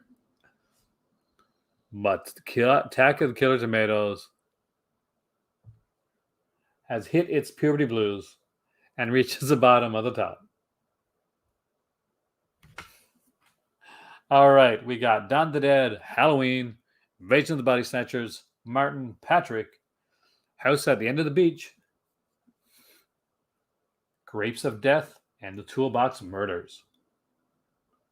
And Matt goes with Grapes of Death. Ryan shocks me but goes with Invasion. John goes with Grapes of Death. Franco says Patrick, 3 for Grapes of Death.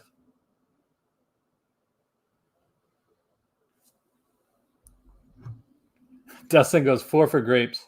Either that or he's telling us he's wearing Fruit of the Loom, but I'm guessing he's saying grapes.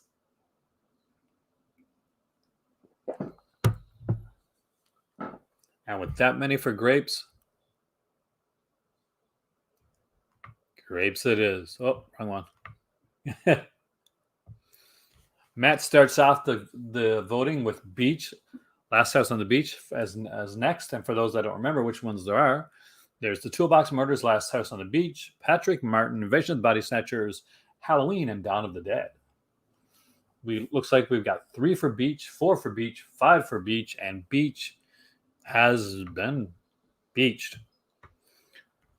Okay, there's 6 left. There's Toolbox Murders, Patrick, Martin, Invasion of the Body Snatchers, Halloween, and Dawn of the Dead. We've already got 1 vote for Patrick.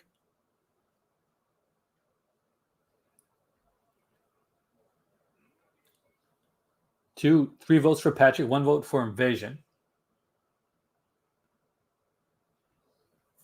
Matt is shockingly voting for Toolbox Murders. 2 votes for Invasion? Have you guys been taken over? Is that what's going on? The ending Invasion is one of the creepiest ass things I've ever seen. But it is with 3 votes, Patrick gets the spot. We've got 5 left.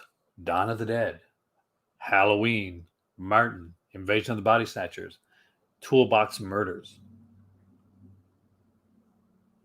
John goes for Toolbox Murders. Couch goes for Toolbox Murders. Matt goes for Toolbox. I'm going to guess that Dustin and Ron are going to go for Invasion. Franco goes for Invasion. What a swerve. We get Franco going for Invasion. Ryan goes for Toolbox. Okay. And with 4 out of 7, Toolbox Murder stays exactly where it is. We have 4 left. It's getting interesting. Invasion, Martin, Halloween, and Dawn of the Dead. See my Invasion version? John says now Invasion. Matt just wants to keep things the way they are right now. We'll see how that goes, Matt. Ryan says Invasion. Dustin says Invasion. At a top list of this, yeah, I got. Franco says Invasion. Did we lose Emily again? Looks like it's Invasion. All right. The top 3 films of 1978. We have Martin. We have Halloween. We have Dawn of the Dead. Couch starts it off with Martin. John says Martin. Ryan says Martin. Franco says the placement's good as it is right now. Emily says Martin. Thought I lost you for a minute there, Emily.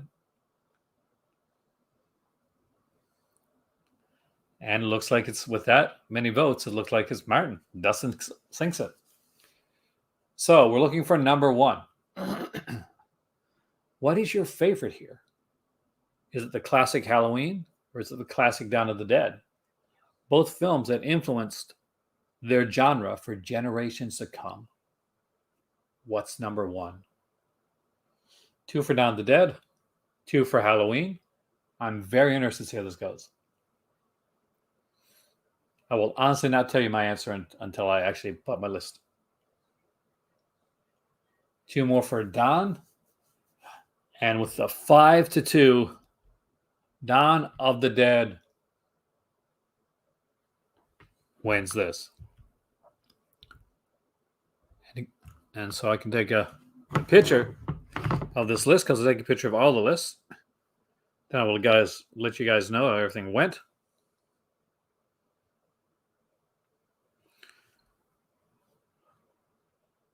From bottom to top, we have the Shout, I think, Terror.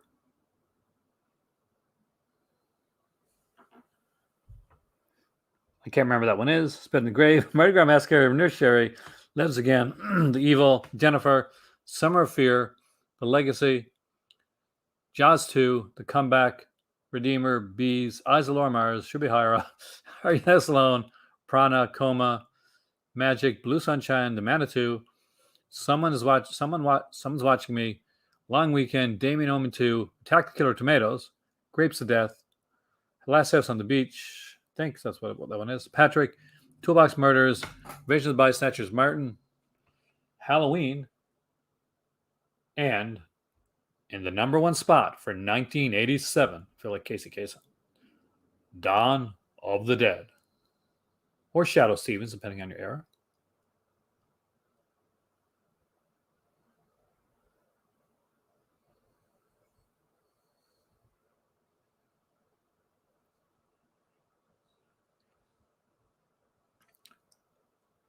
So just right now,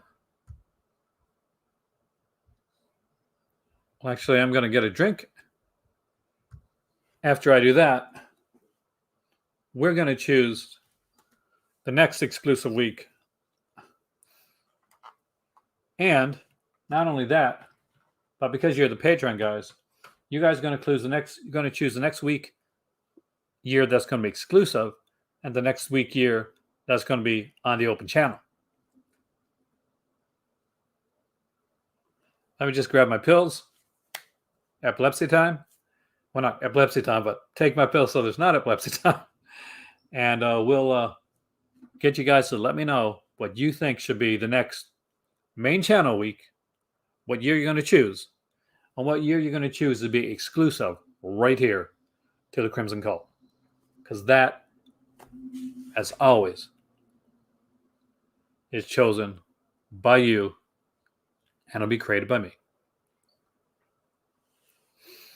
Yeah.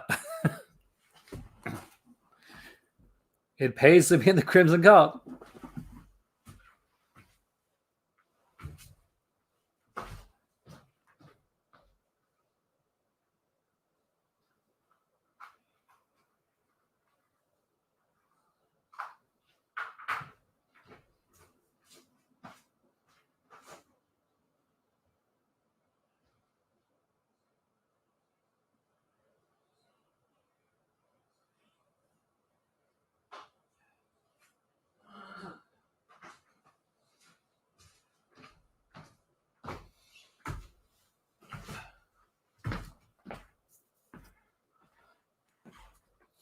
Since 2005.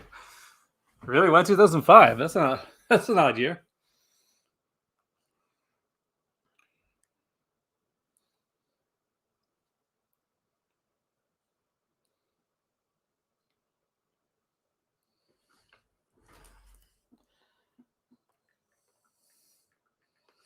All right.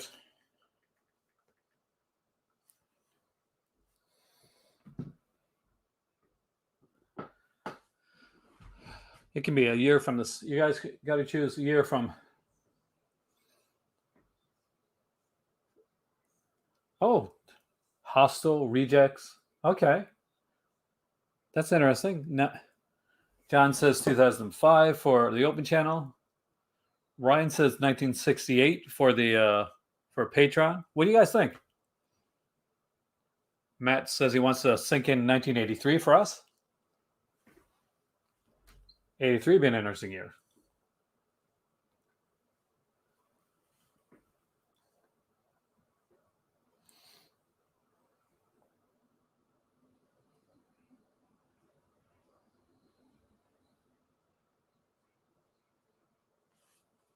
So we're going to go for the 2000s into we're going to do our first 2000s list for Couches 83 or 85.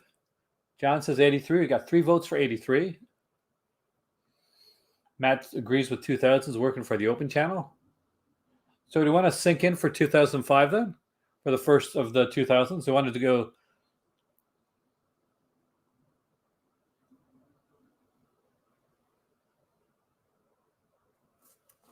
So let me list this down. So I think, and I want to get like a pretty much a general like group agreement. Is everybody good with 1983 for the next patron when I come back from a vacation? I'll do it tonight, actually. I'll work on it tonight. And is everybody good with 2005, or would you like to choose a different year for 2005 than 2005? Perfect. Very formidable year. Feast or famine. That is good. Okay, there we go. I think if you guys agree,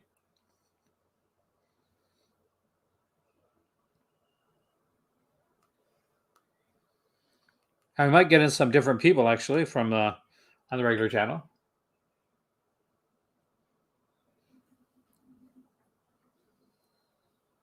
'83, yeah. Well, I'm gone for 10 days, so you're gonna have some. You're gonna have some time. For those that don't know, I am flying out on Saturday. Hopefully, inshallah, I'm flying out on Saturday, and I will be coming back on the next Sunday. So I'll be gone here for a week, so we won't have the video this next Friday. This is Friday's video, by the way, because I have to get ready tomorrow. And next week there'll be some videos popping up with the week after that we'll be doing 1983. Nanny Perry's book is good. I've heard that a couple YouTubers have gotten some blowback for ragging a bit too much on Vinegar Syndrome.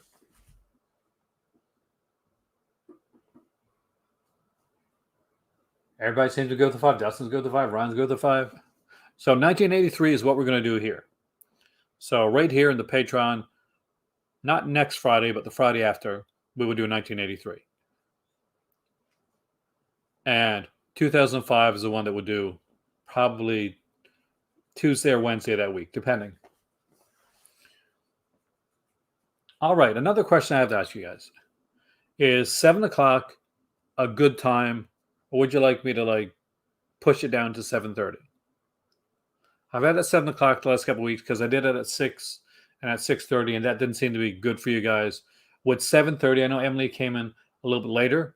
If Emily's still here, would you prefer it if I did it at 7:30? Would that be kind of an easier time frame for you to get to?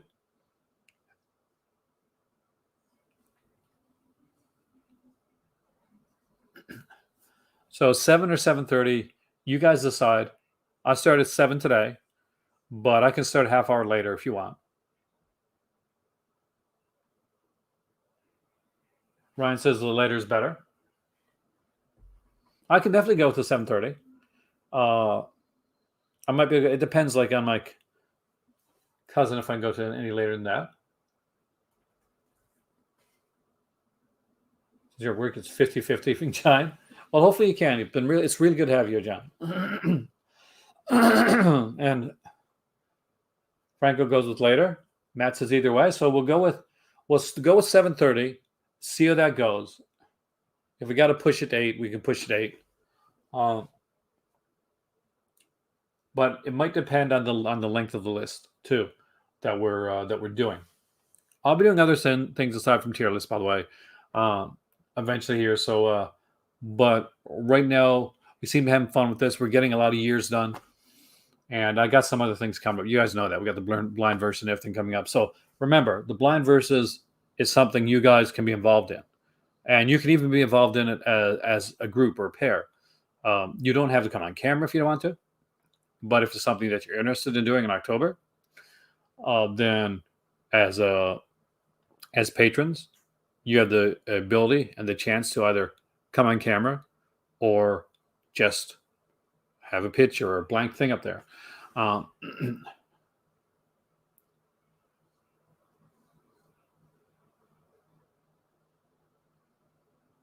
I adore Vinegar Syndrome too. I really do. But yeah, exactly. Have to want like I know that Vinegar Syndrome and Severin are close. They're companies that work together. October chat. We'll definitely do an October chat. That'll be fantastic. We can do it right here on this one. We can do a blind versus here, by the way, guys. First, if you guys want to see how it goes. Who knows? Maybe I'll get a blind versus set up in late September. Give you guys like an early look at it.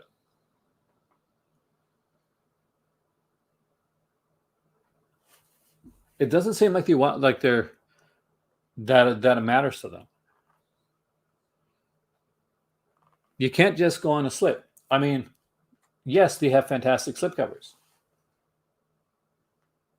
But how much can you look at a slipcover before you actually want the film inside that slipcover to be really good too? So for those that weren't here or didn't see it, these are the 4 titles that came out this month. There was Tough Guys Don't Dance.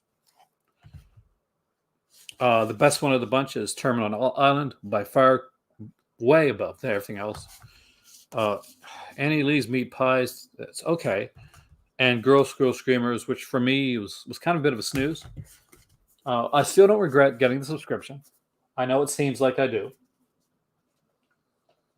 But honestly, because of financial situation, I would not have anything to be talked about if it wasn't for that. I think that's the perfect word, Ryan. Indifference.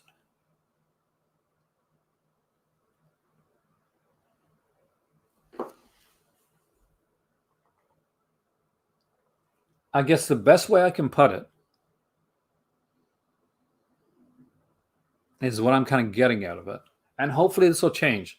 Maybe it's just a rut that they're in, or maybe there's just so much going on. There's so many partner labels.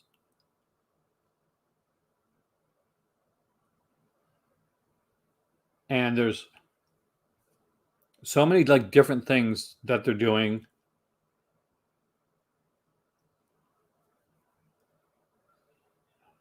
And people just buy them because it's a slipcover. Honestly, some people buy the film, don't even care about the film itself.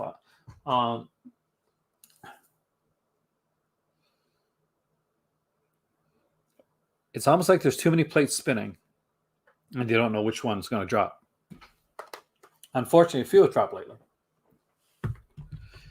So for those that aren't aware, I do have a list of what is supposed to be coming out in October and November without,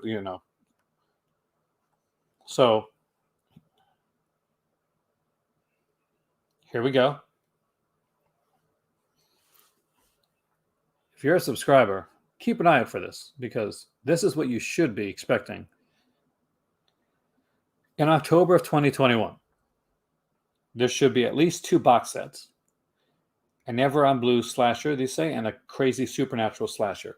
That being said, we do now know that the Giallo double feature, Nothing Underneath and Too Beautiful to Die, has been moved to October.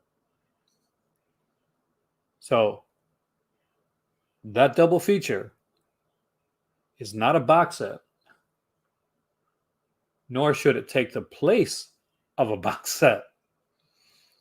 So it can take the place of the crazy supernatural slasher. Maybe it's taking the place of that because we're getting, or the Never on Blue slasher, which could have been Blades. Maybe it took the place of that. Intelligence, but they may be distracted and pulled at the same time because we take, It's better titles, but I can say, John, that as somebody that's subscribed,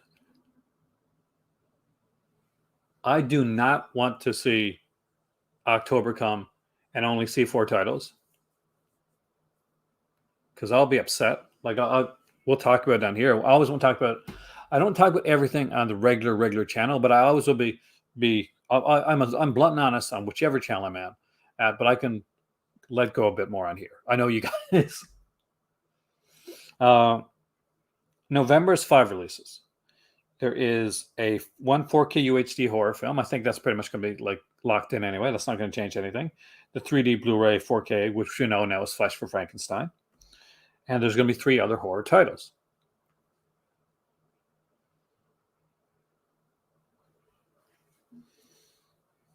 So we know that Flesh for Frankenstein's coming. But we don't know anything else for November. Hopefully none of the titles that were pushed up were November titles. But in all honesty,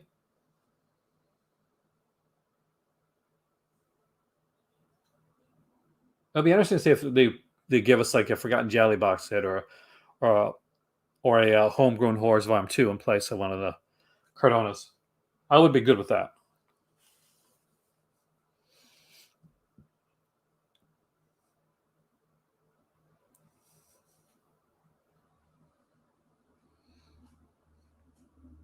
He made a mistake. Mistakes are made. There's still a lot of good stuff coming up from Vinegar Syndrome. Is it the quality of the stuff that we got last year? Frankly, no. Frankly, as I like Terminal Island, I think it's a great film. I'm glad to have it in 4K. Is it up to the quality of the stuff that we got this year? No. I mean, like last year? No. I mean, like last year and the year before, they were definitely like pulling out the big guns. Things like Fade to Black were coming out. There were big titles that were dropping at that time. Scanners Cop 2 came earlier in this year.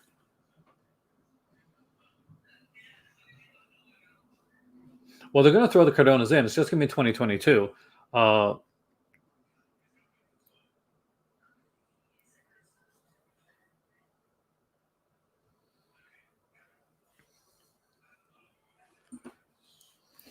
Hello, Mary Lou. Will be interesting. I have friends that are only subbing, like Jose, for instance. Again, because he has a channel, and you know, you can sub, and what he doesn't like, he sell off to his friends or something like that. At this point, I'm a little bit soured, so I don't. Even if I was going to stay, and I'm going to Morocco, so it's not going to be a issue. But I wouldn't sub anyway. I don't think. Would I recommend that somebody sub for a year after this 6 months? Cherry pick. At this point, unless they really pull it around and October and November come out with some stuff that really blow my mind, like would really have to blow my mind, then I'd say cherry pick. Year subs way more than I played close to that for my half year sub, John. It depends on where you're at. Are you in the States? If you're in the States, then maybe you're on 800 or 900.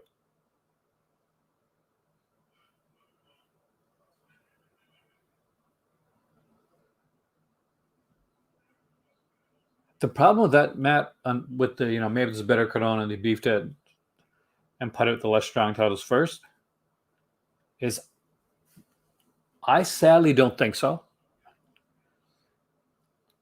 It may surprise a lot of you guys, but Cyclone is considered one of Cardona's better titles. I'm not even joking. Like when they announced Rene Cardona, it wasn't like they announced somebody I didn't know. I knew who he was. I just found him problematic. And part of that is because, like, I'll be honest, I'm an animal lover, and I don't like the way Rene Cardona Jr. treated animals. It bothered me in his films, and when I sit down to watch a film, I hope to watch it to get some enjoyment out of it and not have to worry that there's going to be something that's taking me out of the film. And that took me out of the film. That, and the guy needed an editor, like badly, because those films were way too long.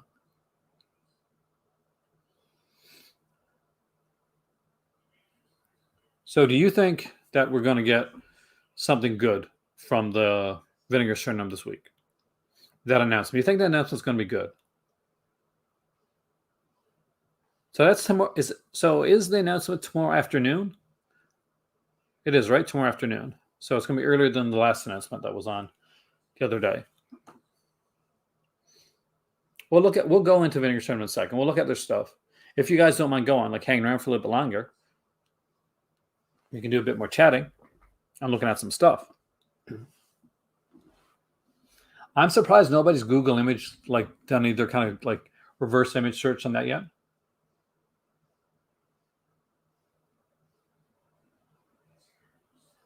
Pressure is sort of unreasonably high. It is high for them, but in all honesty, they kind of made it. Like they made it high.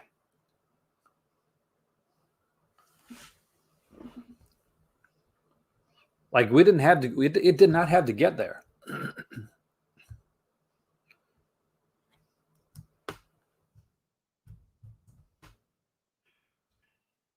So let's look at Vinegar Syndrome.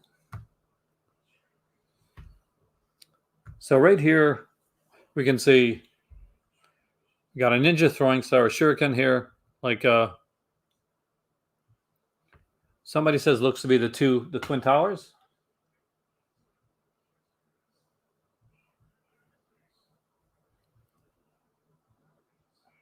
Now somebody has said that they thought it might be Godfrey Ho. Box set. I'll be okay with that, but I won't be great with it.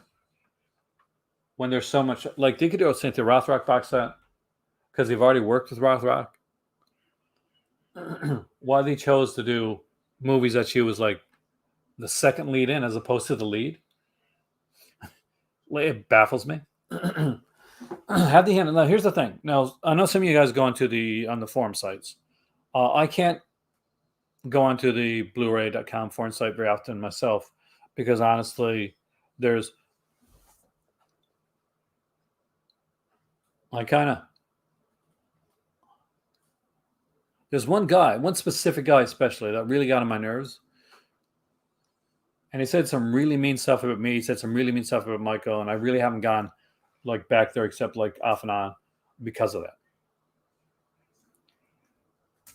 So it's not worth it for me to get stressed out and feel like I want to beat the crap out of somebody that I've never met just because he's saying mean things on the computer. Be like Silent J, Silent Bob and Jay, Silent Bob and yeah, yes, my God, Jay and Silent Bob. There we go.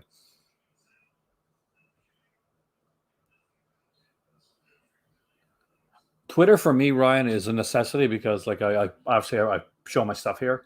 Like, I let people know when videos are coming out.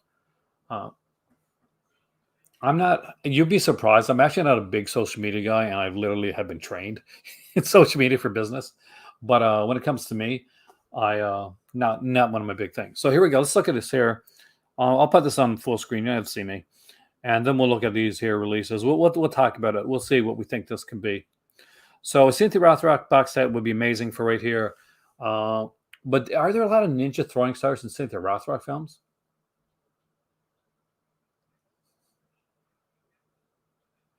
I actually watched Cries of Leisure. That was not a bad one. A lot more sex than I expected, even for Jess Franco. But especially considering it was Jess Franco's version of Alfred Hitchcock's Rope. But I did enjoy it overall.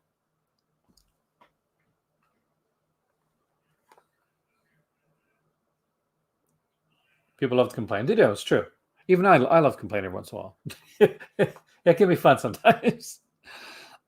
So the only thing that like makes me wonder if maybe it's not Rothrock is that ninja star is so prevalent. So I don't think it's an American Ninja because those have already been put out.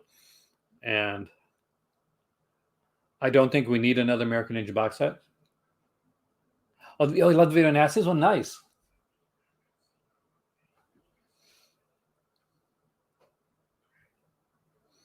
Yeah, that one gets watched a lot in my house, yeah, man.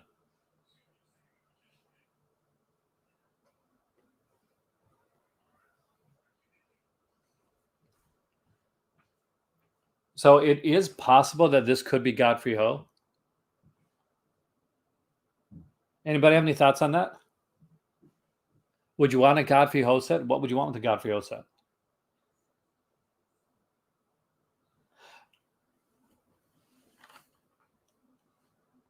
Yeah, it amazed me how many people had not picked up those Video Nasty sets, and I think a lot of it had to do with the fact that they were just DVD, that they were DVD and not Blu-ray. That so many people have been sleeping on them.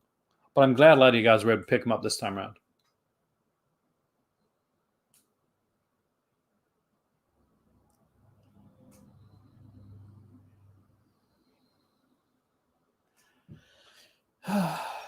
He's the director. How would you guys? That's a good question. So, anybody here that's a martial arts fan, what would you say Godfrey? How would you describe Godfrey Ho?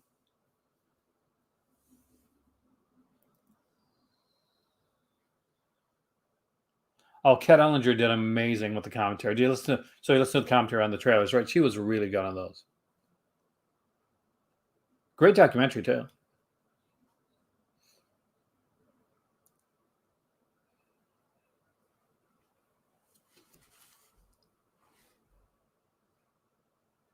Yeah, like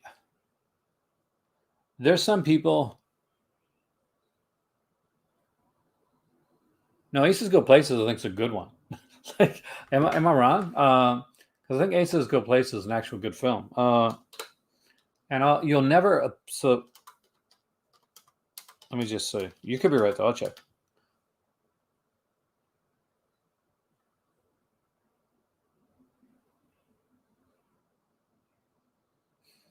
No, that's Eric Sang.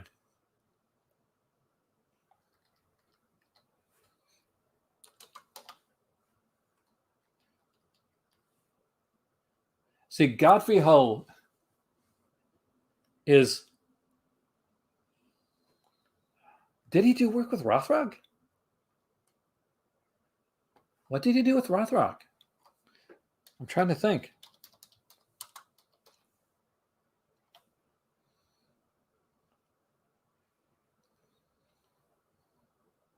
He did a lot of movies with ninjas in them, whether their ninjas should have been in there or not. I'm not even joking. Like,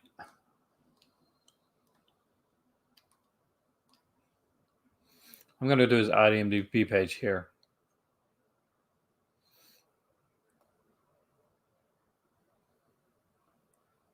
Yeah, all the Kamen Rider music used, right? Like he was infamous for putting like ninjas in pretty much everything. That and I mean very much lower end ninjas, not good ninjas, not like stuff like Kickboxer from Hell, The Vampire is Still Alive, Zombie versus Ninja. Trust me, this is not as good as you think it's going to be. Ninja Shodan, Power of Ninjutsu, American Commando 3, Ninja Operation 7, Ninja Silent Assassin.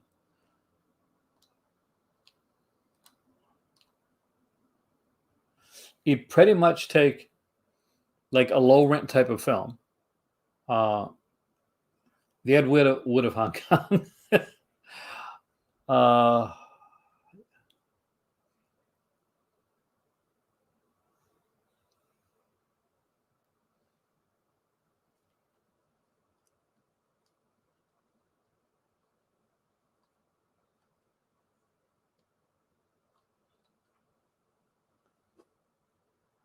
I'll be honest. Godfrey Ho would be interesting. My better half would 100% love the films, those titles, because she loves the cheesy stuff like that, as do I. But when other companies like Severin and Arrow are putting out things like director box sets and folklore horror box sets and Damagen,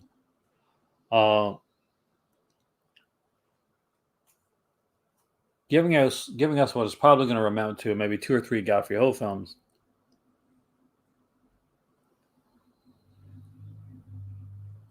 He cut those films very quickly, right?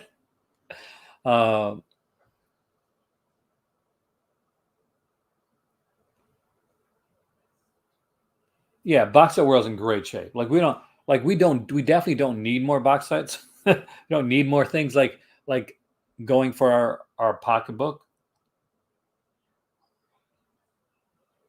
But when you look around at everything else that's going on, there comes a point, in my opinion, when you gotta say, okay, maybe it's time not to just look at. Maybe it's not time just to not just have a nice slipcover. Maybe it's time to step up the game. Vineyard Center has been a leader for the last few years when it comes to boutique labels, and this year they follow behind, and it happens. Places change. They're putting out some really interesting stuff. Honor and Glory. I actually did mind Honor and Glory, so yeah, right on. I did. I like that one, Franco. That's a Godfrey Ho film I like. Not a great Rothrock film, but it's an okay film. I would prefer like seeing something like Lady Dragon or Lady Dragon 2, the one where she was nude. I can't remember the name right now. But this movie, there's only one film Cynthia Rothrock ever did with nudity in it. I like Shallow Grave.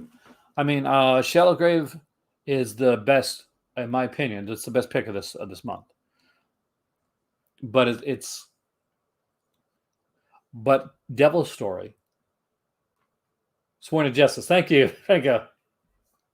Was she nude unfeedable? If she was, I got to watch that. But I think Devil's Story is one that's going to get the attention. I thought The Lamp was fun.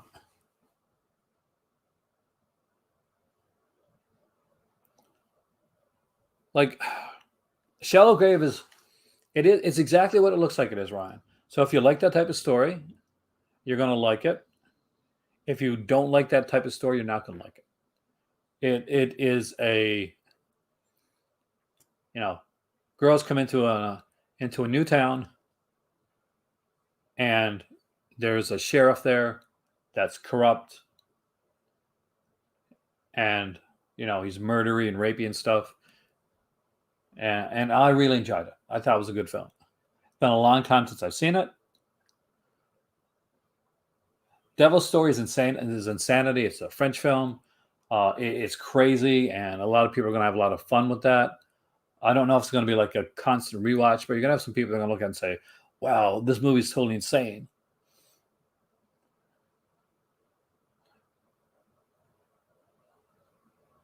I love Killer's Delight. I really did. I know some people have problems with it, but I like Killer's Delight.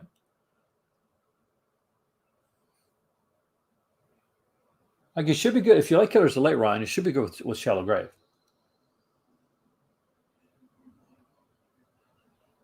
I know some people might like Blades better than me. Some people may find Blades their next Wacko or whatever.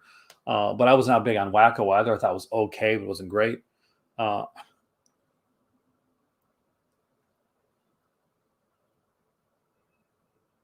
Welcome back, Dustin. But I don't want to see next month with another one of these like low rent movies that Troma like kind of just shoved out there really quickly on a 3-pack or something like that. Because that's what Blade was. That's what Girl Screamers was.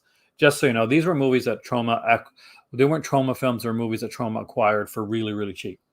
And then they put them out very, very cheaply. And then after they sold as much as they could on selling them as films on their own, then they put them on 3-packs, on Troma 3-packs.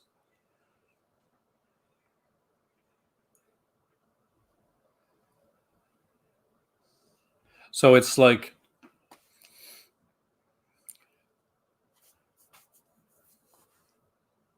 yeah, see, you give me like a Toxic Avenger box set, a Class of Nukem High box set.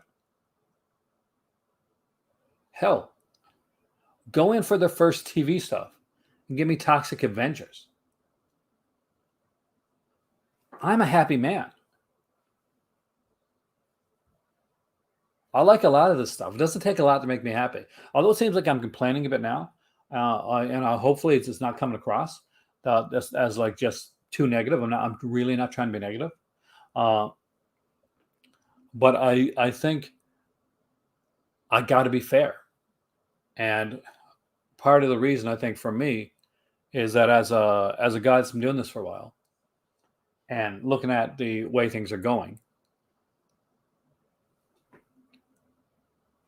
and seeing what Severn's put into their company of the last, and to see that people are still, and this does irk me a bit, so I can tell you guys uh, that Severn still doesn't get credit, and Vinegar Syndrome puts out Blades, and it's like, what a great month.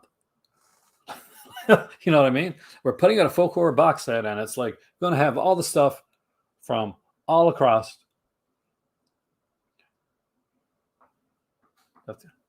Did they really? Scream Factory did. I can understand it. I mean, like, there's some pretty, like, John, you've been over to the Blu-ray forum a bit. They can be pretty aggressive, I guess you can say. But there's the thing, Ryan. When you wanted to get Milligan, what did they do? They gave you a Milligan box set with a bunch of features and commentaries and extras and bonuses and other cuts. So that's incredible. And there's a huge difference in like saying, okay, I'm going to give you $1 million. If they would have said, all right, we're going to do some Trump, we're going to do Girl Screamers, we're going to do Blades, and said, okay, we're going to put out a box set of Trauma acquisitions. Right? And did like a really cool little set and put it together, like the Milligan set or something along that lines. I'm like, wow, that's really good. But it just doesn't seem like the care and details there, like that we're getting out. So now that being said, Terminal Island has some good special features on. So check out special features on Terminal Island. I have yet to check out special features on Girl Screamers. I'll check those out. I'm hoping they'll be better than the film. Hey, Emily, welcome. Where I'm complaining a bit about Vinegar Syndrome. I really want your opinion on this one, Emily.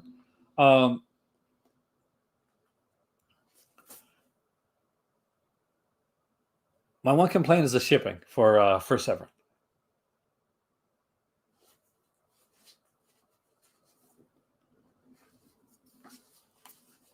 But let's just look at the last couple months. Let's do that. Let's look at the last couple months of like Vinegar Syndrome, the last couple months of Severn. Let's compare them. Like, it's not a contest, it's not a race, but for me, what I want to see is each company like kind of pushing the other company to do better. Like, don't rest on your laurels, basically.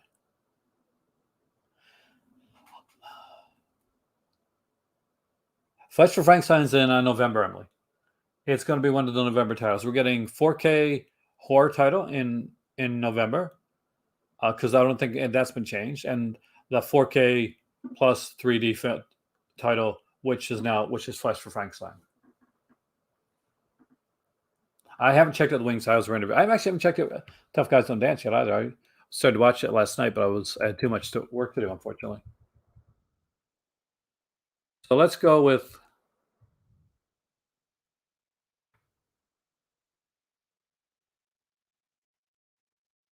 So this is the light month here for Severn, sort of. We got like the Jess Franco film noir, which actually is pretty cool.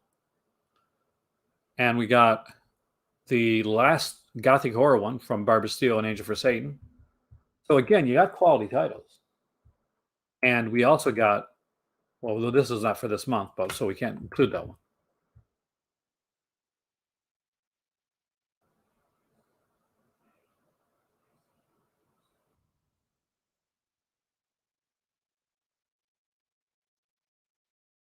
Even if you go back before and you're looking at like what's the month before? This is the newer stuff. This isn't the month before.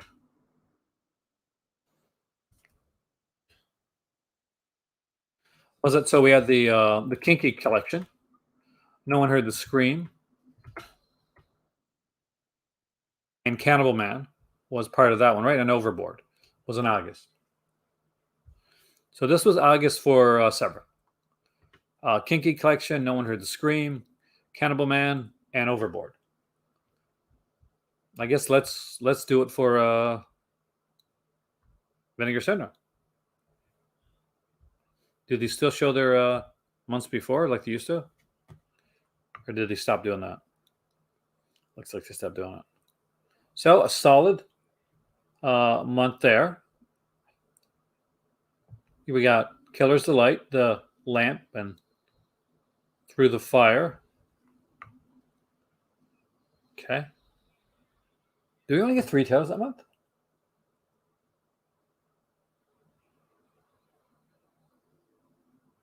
Yeah, I get pissed with the way they're treating us, like shipping wise, too, Emily. I had to pay $54 on my last Severin order.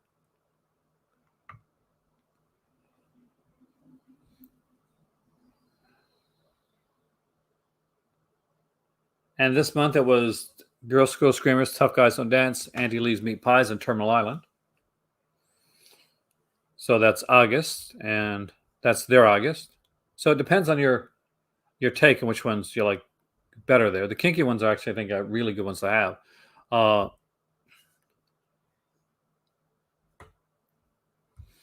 But it's the fact that there's so much other stuff in between that. I mean, Siege came out. As cheesy as it is, Strike Commando films. Dungeon of Andy Milligan, not always my jam, but I'm so happy the fact that they're putting work into directors like that.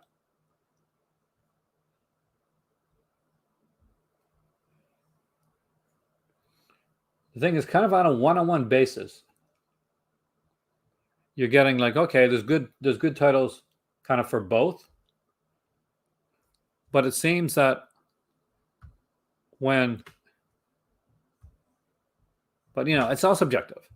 But the last great title, in my opinion, that's really fun, not great, I guess, but for Vinegar Syndrome was probably like great, like really, just really, really fun. This is the Scanners Cup once. Scanners Cup televised hair, but that's me. That's the stuff that I like. Like that's my opinion. And meanwhile, Severin puts out Blood for Dracula and Retribution, which I really like. I thought people underrated Retribution, in my opinion. I thought it was a lot of fun.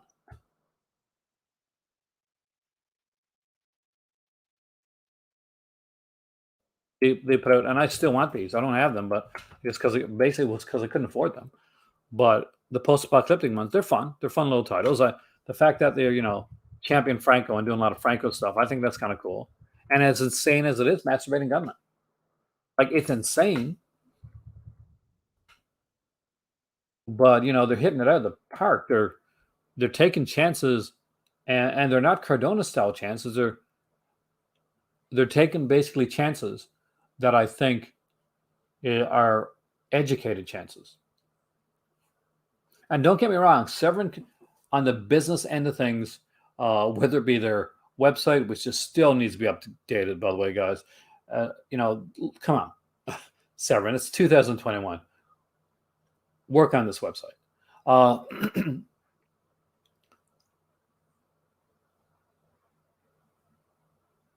the Arrow streaming subscription, I think it's around $5, Matt.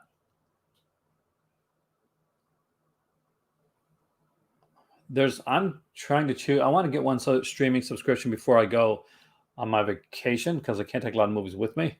So I'm not quite sure if I'm going to get Shudder or Arrow, but I'm leaning towards Arrow, and I'll tell you why right now, Matt. Because Shudder in Canada have not shown Slasher, and they're showing the new season of Slasher over in the U.S.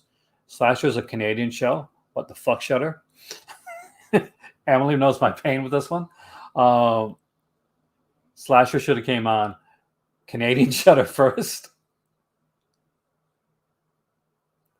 Oh God. Oh, that sale, man. That sale is.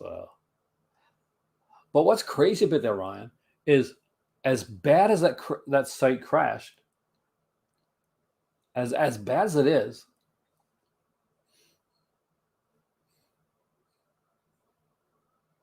it was some of the best prices I've seen on any sale in a long time. and it's hands down the best load up of movies that I got. Like I got a bunch of movies from that Severin. When the sale crashed, when the site crashed, I got a bunch of movies from that one there. I mean, like good stuff. Boys Next Door for really cheap. I got Paganini Horror. I got like Night Killer. I got a bunch of really cool stuff.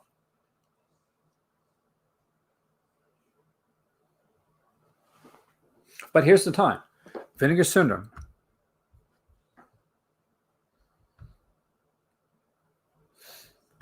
Literally, what do I want Vinegar Syndrome to do? I want Vinegar Syndrome to shut me up. I want them to put up something like, wow, that's, you know what? Not a partner label. That's impressive. But I want them to show me, again, I want them to impress me in the same way that Forgotten Jolly impressed me. I want them to impress me in the same way that Televised Terror impressed me. I want them to impress me in the way that Severin's Lindsay Baker, the Carol Baker, Umberto Lindsay set impressed me. That's what I want to see. Because that Lindsay set was incredible. Like I rewatched a few of those films and I listened to the soundtrack. Now this week I'm listening to the soundtrack for I was in the Crawl Space last night. But I was listening and on Stormborn the other day, so yeah, those Forgotten Jolly sets are great little sets. But that Carol Baker and Berta Lindsay set, it's the top of that heap. It really is.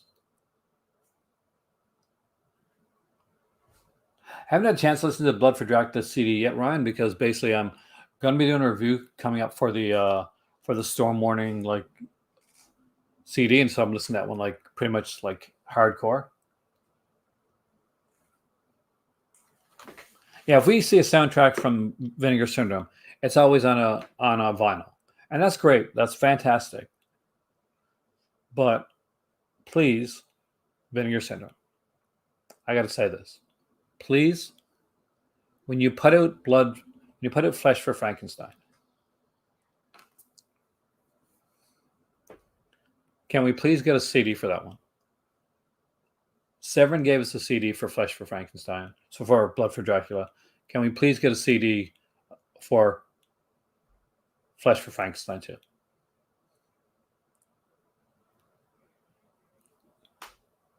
It's not asking a lot, I don't think. Oh yeah, a book would have been nice. Maybe a little thrower book, 100-page book put in there, something like that. Fourth Victim, I want all the jelly. I do too. That's the thing. People have gotten the Blood for Dracula like set right now from Severin. So people are going to be looking at the Vinegar Syndrome and saying, so what are they going to do with Flesh for Frankenstein? What I think is going to happen is they're going to put a nice slipcover on it, and they're going to give us the 4K and a Blu-ray and a 3D, or maybe put the 3D and the Blu-ray on the same one, and they're going to say, and they're not going to we're not going to get a CD. Fourth Victim will have complete Baker Jallow. Well, it's going to be good. I won't get Fourth Victim to next year, unfortunately, because as you guys know, aside from what I have already coming, I'm not buying anything else.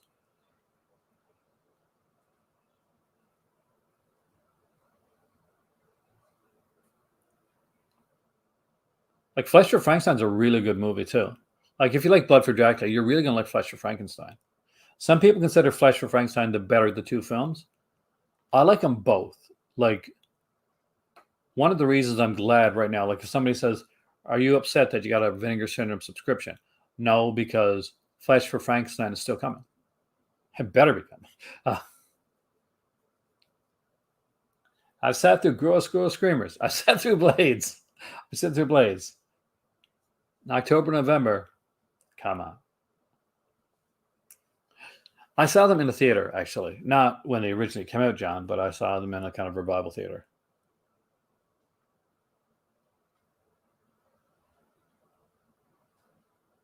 Designated Victims is a cool little title. Mondo's not getting enough credit either, by the way, guys. Keep an eye on Mondo. Keep an eye on what Mondo comes out with next. Mondo's been flying a bit under the radar. They're getting more popular.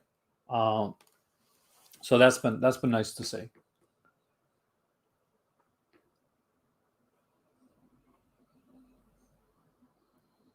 One of my friends is not really a big fan of Mondo because he just didn't like the guy that works that runs it. But I don't mind Mondo. I think they're pretty upfront when it comes to things. Like one of the things that super impressed me with Mondo is like when I got my Mondo releases the first year that I came here.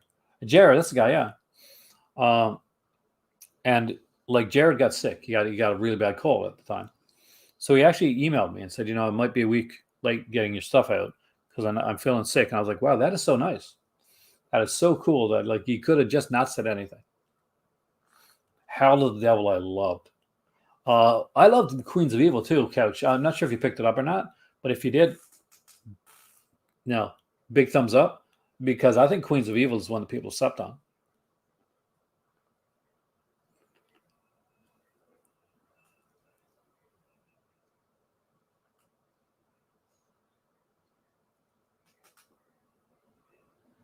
Like, tell you what, let's go to Mondo. You guys are getting the full works here tonight.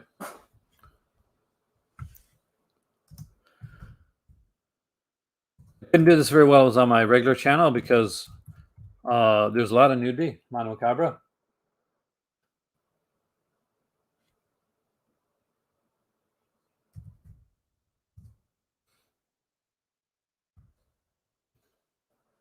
Okay, let's go to what site is this? Oh, this isn't the Big Cartel. This is the other site, isn't it? Okay, well, let's just go here anyway. Sale items. This is all sorted out stuff. Oh, God. Let's go to the Big Cartel. 3 new October releases and a sale of, damn. Hey, guys, buy my merchandise in October. Okay. All right. So let's seriously, in all seriousness, let's look at Mondo stuff here. So Designated Victim is the Italian version, as I told you guys before, of Strangers on a Train.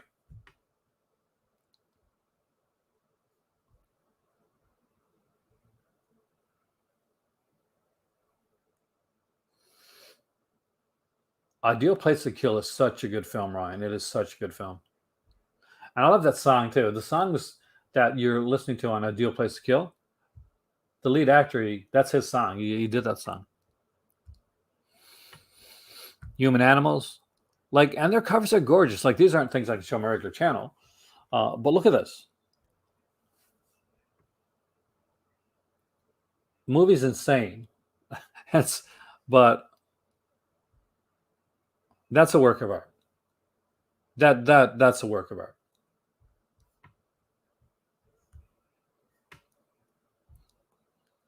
I don't remember this one very well. I know David Hemmings did this one, but I don't remember this one very well at all. Beyond Erotica.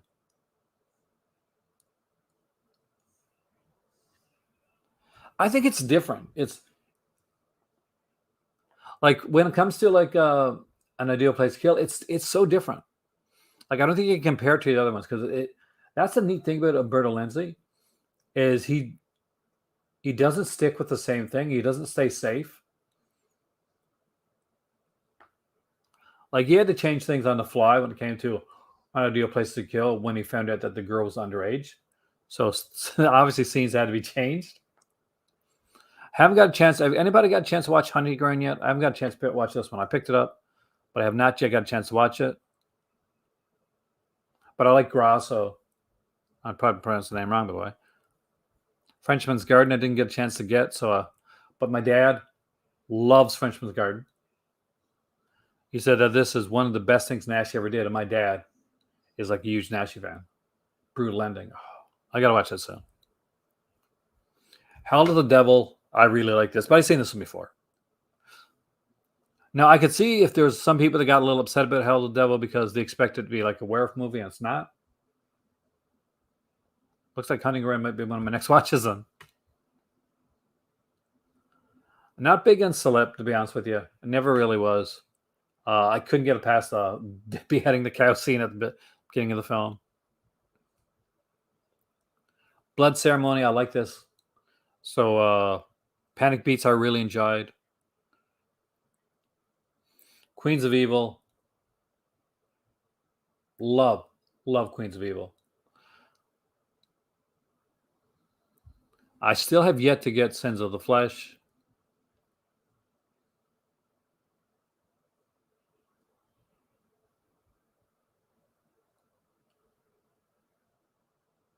The chocolate donuts. Sins of the Flesh, really? Queen of Evil, Brian. I agree with you. Queen of Evil is just such a good film. And the neat thing is you can't totally tell where it's going. This is what I want, Dangerous Cargo. I'm a huge fan of Deborah Shelton. She's from a Body Double and like Dallas. She was Mandy Winger on Dallas. So the fact that there's a Greek film with Deborah Shelton nude. Yeah, I kind of want it. Anybody have Dangerous Cargo, by the way?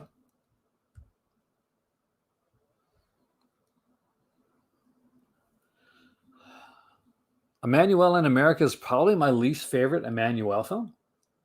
Of the ones that I've seen.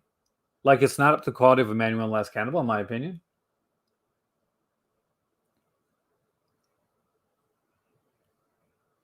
Like, the horse scene was just weird. On Dr. Hook, nice. You said well, but yeah. Did anybody pick this one up?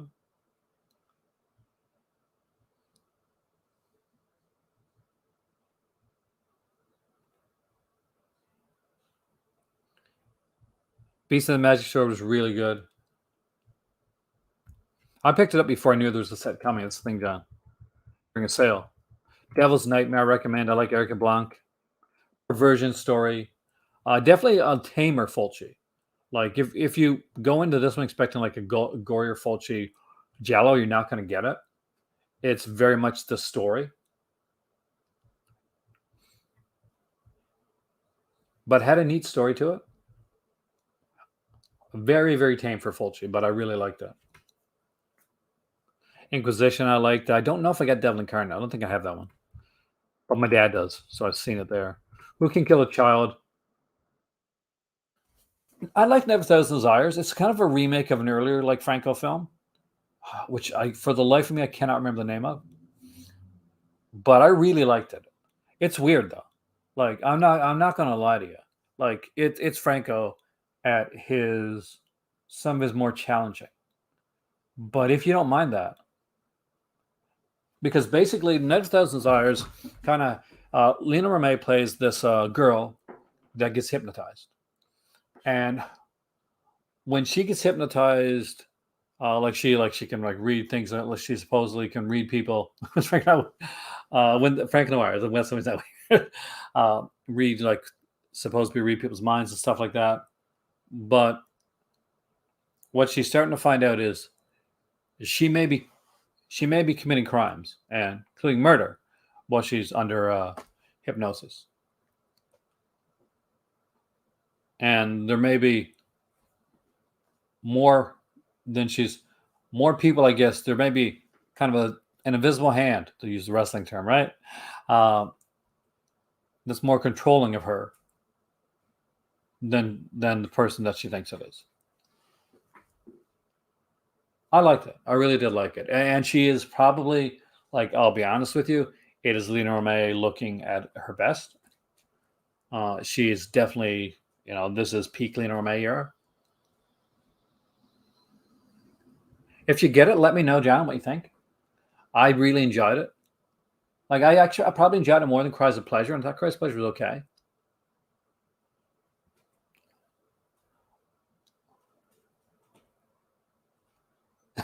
I was kind of thinking more of Don Callis and AEW, but it's not looking good for Triple H over in NXT. Yes.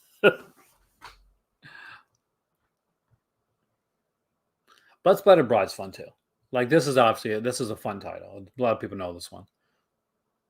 Now there's more titles that they're just not listed here. Maybe I'll show them on DVD. Stuff are they available? I can't watch WWE anymore. I've tried. My better half can't. She'll still watch.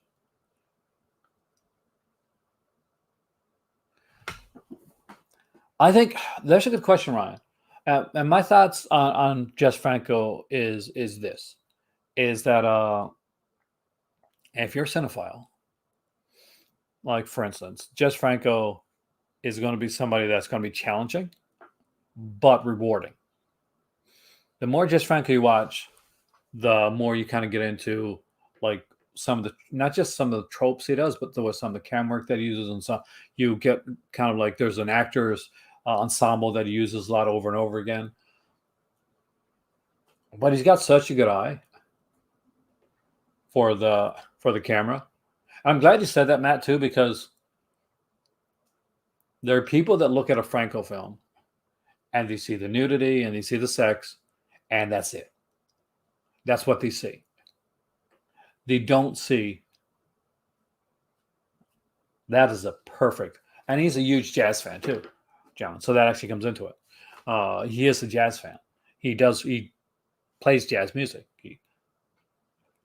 Get into the riffs, enjoy the improvisation. GCW. I don't have watched a lot of GCW. We watched a hell of AEW though. Nick Kevin Gage. Okay, then I have seen GCW. But yes, I would recommend, like, if you're starting to get in Franco and you're watching a bit and you're really starting to find, like, Diabolical Dr. Z, that's a really good film.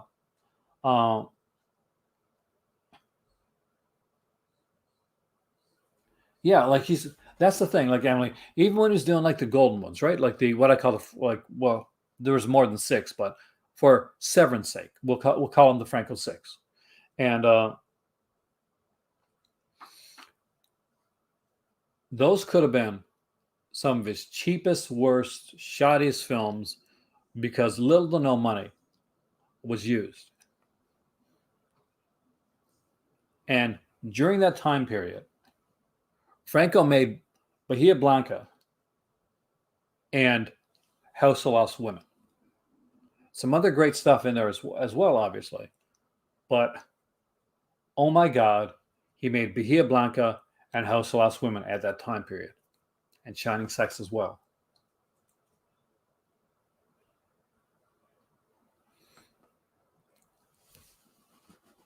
And for me, those are some top work from Franco. And those are top work when Franco's hands are more tied, when things are changing.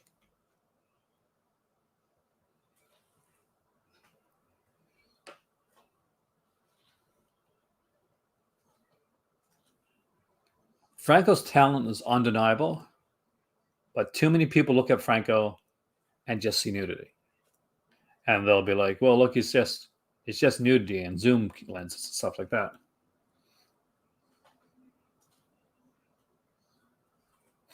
But yeah, his talent is undeniable. And Bahia Blanca is the film for me that really, really sinks that in. I love that film. Kind of like Lucio Fulci when he did The Devil's Honey. And it wasn't for everybody. But when I saw The Devil's Honey, I was like, well, this is Lucio Fulci kind of at the top of his game again, with little money. Love Letters of Portuguese Nun. It's a good one as well. I like to get a good version. I think the only good version I've seen of that, well, okay version was put up by Full Moon. So okay. Well, actually, we're going to get into that. So there is Tango, Perversion, and the Wife Killer. These are called the Greek collection. So pretty much what these both are, guys, they are Greek giallo. So in Greek giallo, however, you don't get away with it. So no matter if you've done something bad in Greek cinema, apparently at this period in time, you had to pay for it. There had to be a moral lesson. So the Wife Killer is about a guy that, surprisingly enough, wants to have his wife killed. So he hires a sex killer, we'll call him, to stalk and kill his wife.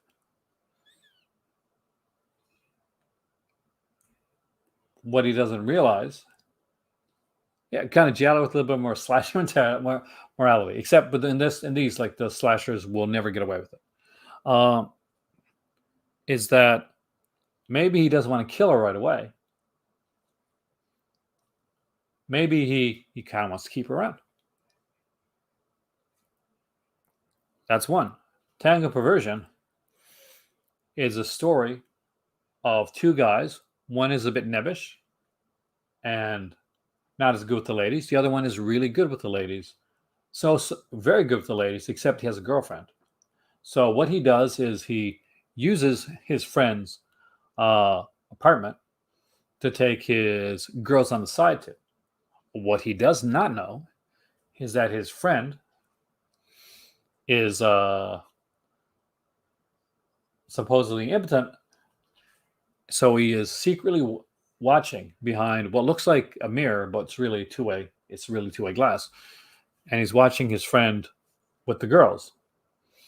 So at the beginning of the film, after his friend has been with another one of his conquests, the friend leaves and the girl is upset. So she gets really upset and she throws something at the mirror, uncovering him behind on the other side.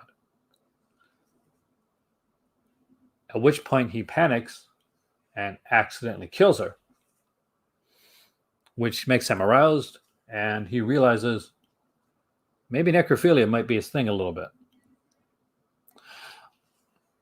This guy is the hero of this story. He's not the bad guy.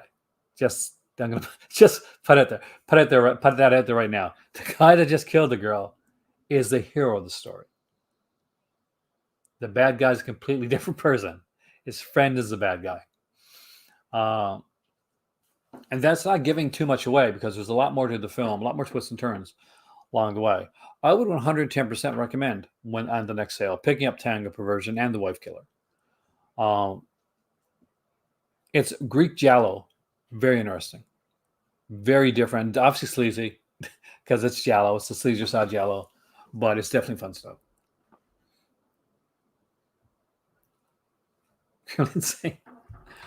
Virtue from Hell. Very first thing I bought from Mondo Macabra was Don't Deliver Us from Evil. Living Corpse. I actually really like that one. Yeah, it is. I mean, if you get it, Ryan, let me know what you think. I had a blast with them. See there, guys. This is one of the things you can find out from the Crimson Cult. All the sleazy stuff I can't talk about on my regular channel. And of course, everybody I'm guessing has Mystics and Bally because it's one that you kind of get.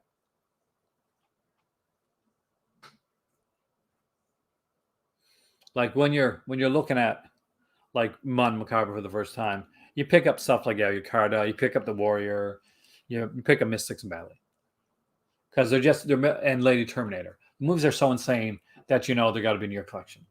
They're nuts. They're crazy, but they're fun. They're fun as hell. Oh yeah, that's the thing. They're smaller. Literally, what happened with this? The Fan, 100% recommend The Fan. When you guys up there recommend it too. Eddie recommended it. The Fan is such a good title from Vinegar Syndrome. My God, from Mondo Macabra. Really, really well done film. I would 100% recommend going into The Fan completely blind. Like go into it completely blind. Don't read anything. Don't watch a trailer. go into it blind. I think you're going to have a really good time if you go into it blind.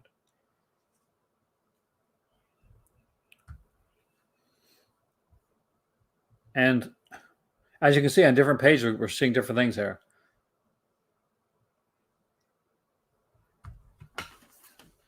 They literally put out one of Fulci's greatest films, Lizard and Woman's Skin. You got Friend of Balkan here. You got, and their features are good. Some of the features are shorter, but good. Not like Severance short, but like, you know, like 30 minutes, that type of thing.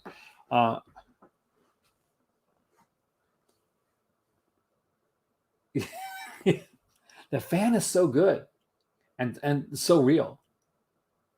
And yes, I've yelled too. Well, look at what it's got too. Like, we got Lizard and Woman's Skin here. Complete version of the film, 104 minutes, 11 seconds, alternate English and Italian audio tracks, 34-minute documentary with an optional commentary from the director of the documentary. Then we get a 30-minute talk from Stephen Thrower, which you know you're going to love because it's Stephen Thrower. Then we get a 30-minute interview with Lucio Fulci. Get another 11-minute interview with Tony Adams, the actor in the film. We get a feature-length audio commentary with Peter Toombs, Chris Gavin. Then you get the radio spots and all that type of stuff. It's a fantastic buy. Like, you can't go wrong with the Lizard and Woman's Skin. It's a great giallo. It's one of the top tier in the giallo genre. There's a dog sequence in this where it kind of looks so realistic that, like, you got hauled into court, and you hear about it on the Blu-ray, by the way. He got hauled into court because he thought he was cruelty to animals. He actually had to come in with his special effects team and show them that they weren't real dogs.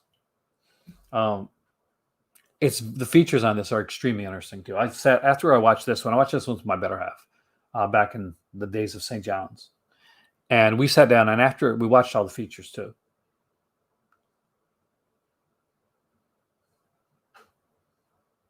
Monty Macabre doesn't waste time on lame and extras. So for those that don't know, Monty Macabre started out.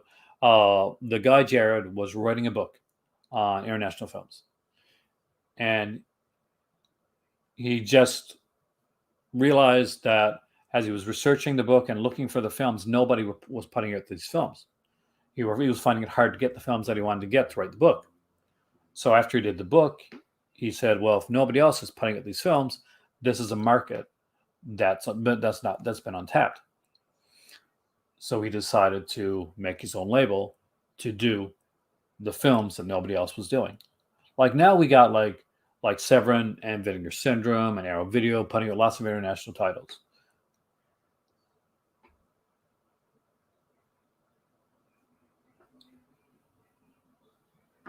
There's a commentary on Lizard and Woman's Skin, actually, with Peter Toombs.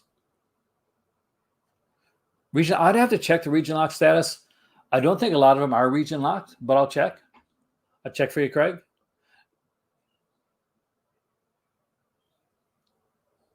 Like, there's any that are locked because this is a North American company, so it's going to be North American locked.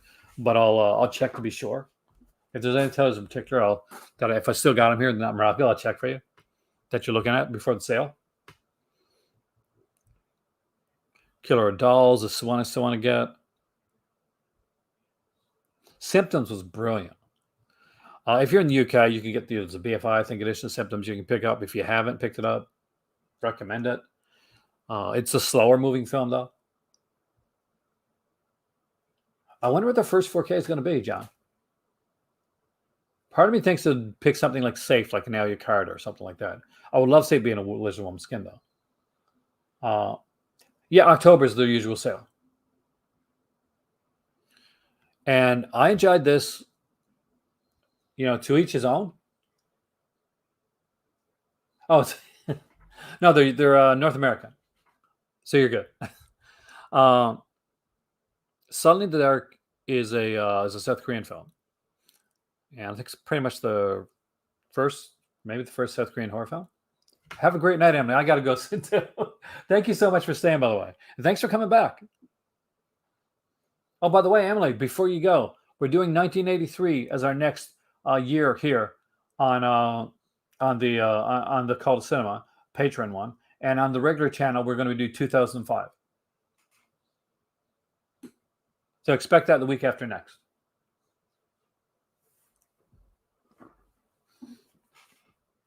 So the neat thing about Suddenly in the Dark, it's really kind of cool.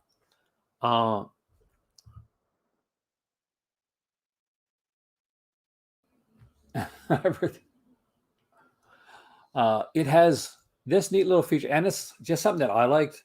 Korean VHS cover art gallery, like cover art, like from different Korean horror films. So for horror films from Korea. So anyway, so definitely worth checking out. There's an interview with the director, with the producer, with the critic on history of Korean horror films. That's actually really good. But the story is really cool. It's we got a woman's idyllic middle class life is disrupted when her husband brings home a beautiful young orphan to be their maid. At first, she welcomes the pretty girl. In fact, she seems oddly fixated on her, but soon comes to suspect that the girl is having an affair with her husband. At the same time, odd, unexplained incidents, mostly involving the maid's mysterious wooden doll, begin to make her question her own sanity. Soon it spirals out of control as the film climaxes in a fever pitch of sexual jealousy, murder, supernatural vengeance, all set to a pounding synth score.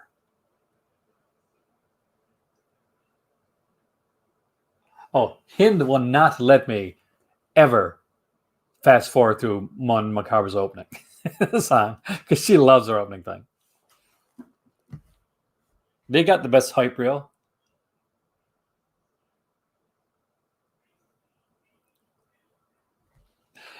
Have a great evening, guys.